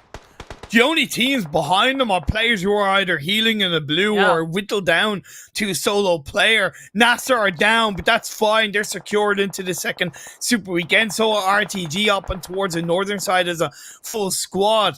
4K on 3 eliminations. That will put them ahead of R8, so they should be good for the second Super Weekend. But it's not looking so good for OOREDOO Thunder. They were coming into this game in 20th spot. They're down in 7th, in 8th. Crazy Rad trying to hop and skip across the open road. Doesn't quite make it, but he's going to be knocked 4K down to, I guess, 2K resolution now on the TV because it's only 2 of them left. Anaconda sneaking his way in as these teams, none of them are within the circle, and they're just shooting left and right to prevent their neighbors from getting in. Honestly, that's okay for Rad to only lose one player hopping across the road like that. It could have been so much worse. RTG get involved. Kaido's going to get finished off. Anaconda and 4K do pick up that elimination point once again. Puts them on 4. 7 teams are left. Jabal of 19th minute still healing in the blue. Conqueror Rack up to 2 eliminations. Riva still healing in the blue. NIGMA Galaxy go for the push. Twisted Minds Ragnarok still healing in the blue. NIGMA Galaxy, that seemed like such a needless loss there as they only have Lord left alive on top of the mountain. Road to Glory, maybe Sanhok is their match because every single Sanhok match today, they've either won it like they did the first 2 or they're currently in the top 7 as we shift onto our solos, meting out into the blue zone. It is a fight against time. 90th minute into this game and 19th still alive. Oh. Rad 17th in this game, still alive. Twisted Mind 16th in this game, still alive. Conqueror Rack in this game, in 15th, still alive. This is going to come down to the absolute wire. The final fray is 90th minute. Go down in 5th place. A bucket of points, but that will put Twisted Minds automatically into the top 4. Conqueror go down. 4 teams are left. NIGMA Galaxy make RTG pay before Lord gets eliminated by the blue. 2 teams are left. RTG and Rad looking to seal this game. Will it put them into the second Super Weekend? Munir and Rex still alive, but as a nade comes through, Vault takes a ton of damage, finishes the elimination off, and Rad picked up the final chicken dinner of the day. We're hoping for another 1 versus 3 to win a match. That wasn't going to happen. So somebody finally put an end to the rampage of Road to Glory on Sanhok, and that was going to be Rad. So Rad, that was also a big go big or go home situation, and they won that last match today. And I can't tell you who's qualified. Okay, I suppose I can confidently say Rad have qualified, right? Because they won the game and they were coming into this game on 33 points. So you give them like 15 plus, that's 48. Plus the elimination points, they should be kind of good in the hood. But outside of that, yeah, it's all question marks. Let's take a look at the match rankings though, Monica. Match rankings. Okay, so this is not the overall scores, right, guys? We'll have that soon, but this is just looking at this past Sanhok match. Road to Glory, 9 eliminations found for them. So I don't know, just Road to Glory, even though they didn't win the match and getting the chicken dinner, they still won in terms of points. So Road to Glory, I don't know, name a better duo besides Road to Glory and Sanhok. And Conqueror Rack only got themselves 6 points. Yeah, okay, they were a team that were technically like closest in terms of the cutoff point, but I do have a bit of a question mark on my head on if they've been able to get done. I don't think it was quite enough by 90th minute. By the way, 9 points. They were down in 19th place. They only had 29 points. Again, I don't think it's enough. Let's move on to the second page because there was a flurry of action in the early game that saw 3 teams being wiped out in a matter of minutes. Yeah, to the excitement of us, because it's really exciting to be like, oh, like who out of these 6 teams ended up qualifying because they are all so close and we can't do math quite fast enough. But to the absolute anxiety of all the teams in the lobby trying to do math as they're playing, I really, really want to see who did qualify Imperium. Again, coming into this League Week 2, the 4 teams that hadn't qualified for this first Super Weekend were Team Falcons, Cur12, SKYROCKET Esports, and VISTA Gaming. Guaranteed coming into this game, 3 of those 4 teams have made it into the second Super Weekend. Yeah. In this first Super Weekend as well, 4K were the lowest performing team. And no, sorry, my apologies. It was the only one with the lowest performing amount of points, followed by Rad, followed by YALLA. So have Rad done enough to keep the pressure off them coming into the second Super Weekend? Definitely. So now we have some new teams that are making it into Super Weekend, right? That didn't make it last weekend. So they're looking at those teams that didn't qualify or put very low points up from this last super weekend to try to climb up higher than them. Well, we like to see these kind of dynamic regions where it's not just, it gets a little boring cheering for the same 16 teams all the time and the same 4, you just have, don't have it. But this region, it seems like it's very balanced where we're seeing teams that maybe we initially expected weren't going to do good. Now they're at the top, or the ones that did good are now at the bottom sort of thing, which, it hurts to see that, but let's look at the overalls, though, Imperium, and we're going to see where they did end up falling. We can at least kind of take stock, per se, of what teams have been able to do, and I really think you hit the nail on the head with Road to Glory and their power map being Sanhok, leading the charge with 106 points. So, in the league play, we had 2 Sanhoks yesterday, 3 Sanhoks today. However, coming up in the super weekends, we only have 1 Sanhok a day. So I wonder if that's going to change how this scoring looks going into super weekend.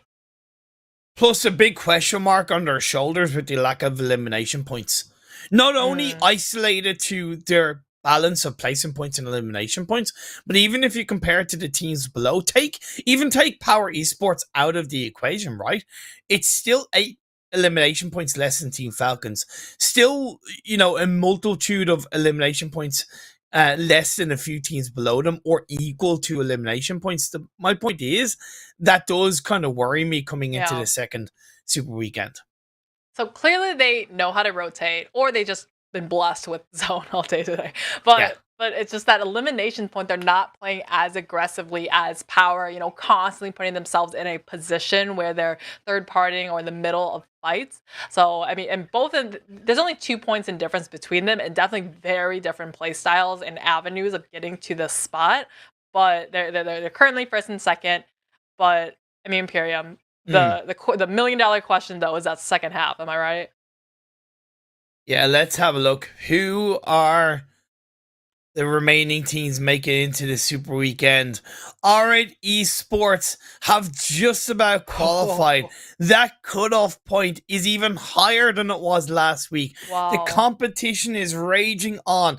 Twisted Minds just about made it through. That top 3 finish in the final game. The 12 points secured have put themselves into 15th place.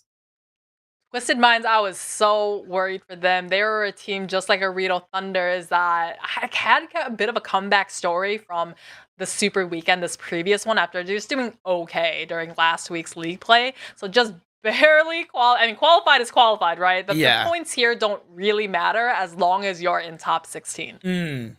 Exactly, and the only one Esports, like I said, coming into this second league week is the lowest performing team in the first super weekend. They've really needed this lockdown of the second super weekend, and they've got the job done, followed by Rad as well. So congratulations to both of those teams. Let's unfortunately see who are the 4 teams not making it in to the second super weekend. Certainly a couple of surprises as CONQUEROR, 90th minute VISTA Gaming, and OOREDOO Thunders. What a drop down. What a fall from grace for that team. You called VISTA was not going to make it, right? Like we could all kind of tell that from the beginning. It was these other 3, CONQUEROR, I think they finished last league play in third, fourth, right? Last week, last Tuesday, Wednesday, or Monday, Tuesday, my apologies. So they, again, a fall from grace for CONQUEROR. It was so unfortunate for them. 90th minute was one of those teams that it's kind of expected. I think just seeing from them how they played last week and the super weekends and such. But OOREDOO Thunders, this is a team that won multiple chicken dinners in the same day in the super weekend. The one factor we also want to consider as well that does make things so much more challenging for the teams who made it into the second super weekend and who didn't make it into the second super weekend is that the teams that didn't make it into the super weekend, bar VISTA Gaming, are all kind of a little bit more comfortable in terms of points secured in that first super weekend. So there's a lot to be challenged for the bottom teams coming into the second super weekend. There's a lot you can do at home to challenge yourself, to get yourself in form of the Grizzly Bear package that is available in game. The card collection is here where you can pick you can get all of the items in one go if luck is on your side. Luck. I mean, may the luck be with you. Definitely a lot of cool skins going on now. That's what I really love about PUBG Mobile, right? There's always something new, something very kind of current happening, and so many different sponsorships like that, and so many just great outfits. I can't believe that the cutoff point actually increased from League Week 1 to League Week 2. The competition just continues to grow, and I gotta say, well done to every single one of the teams for raising the standard in the PMPL Arabic region. Commiserations to the 4 teams that didn't make it through. You're gonna have to go back to the drawing board coming into League Week 3. For the 16 teams that made it, you have 1 day break before we get into the second Super Weekend starting on Thursday. Join us same time, same place. Have a wonderful evening and see you all then.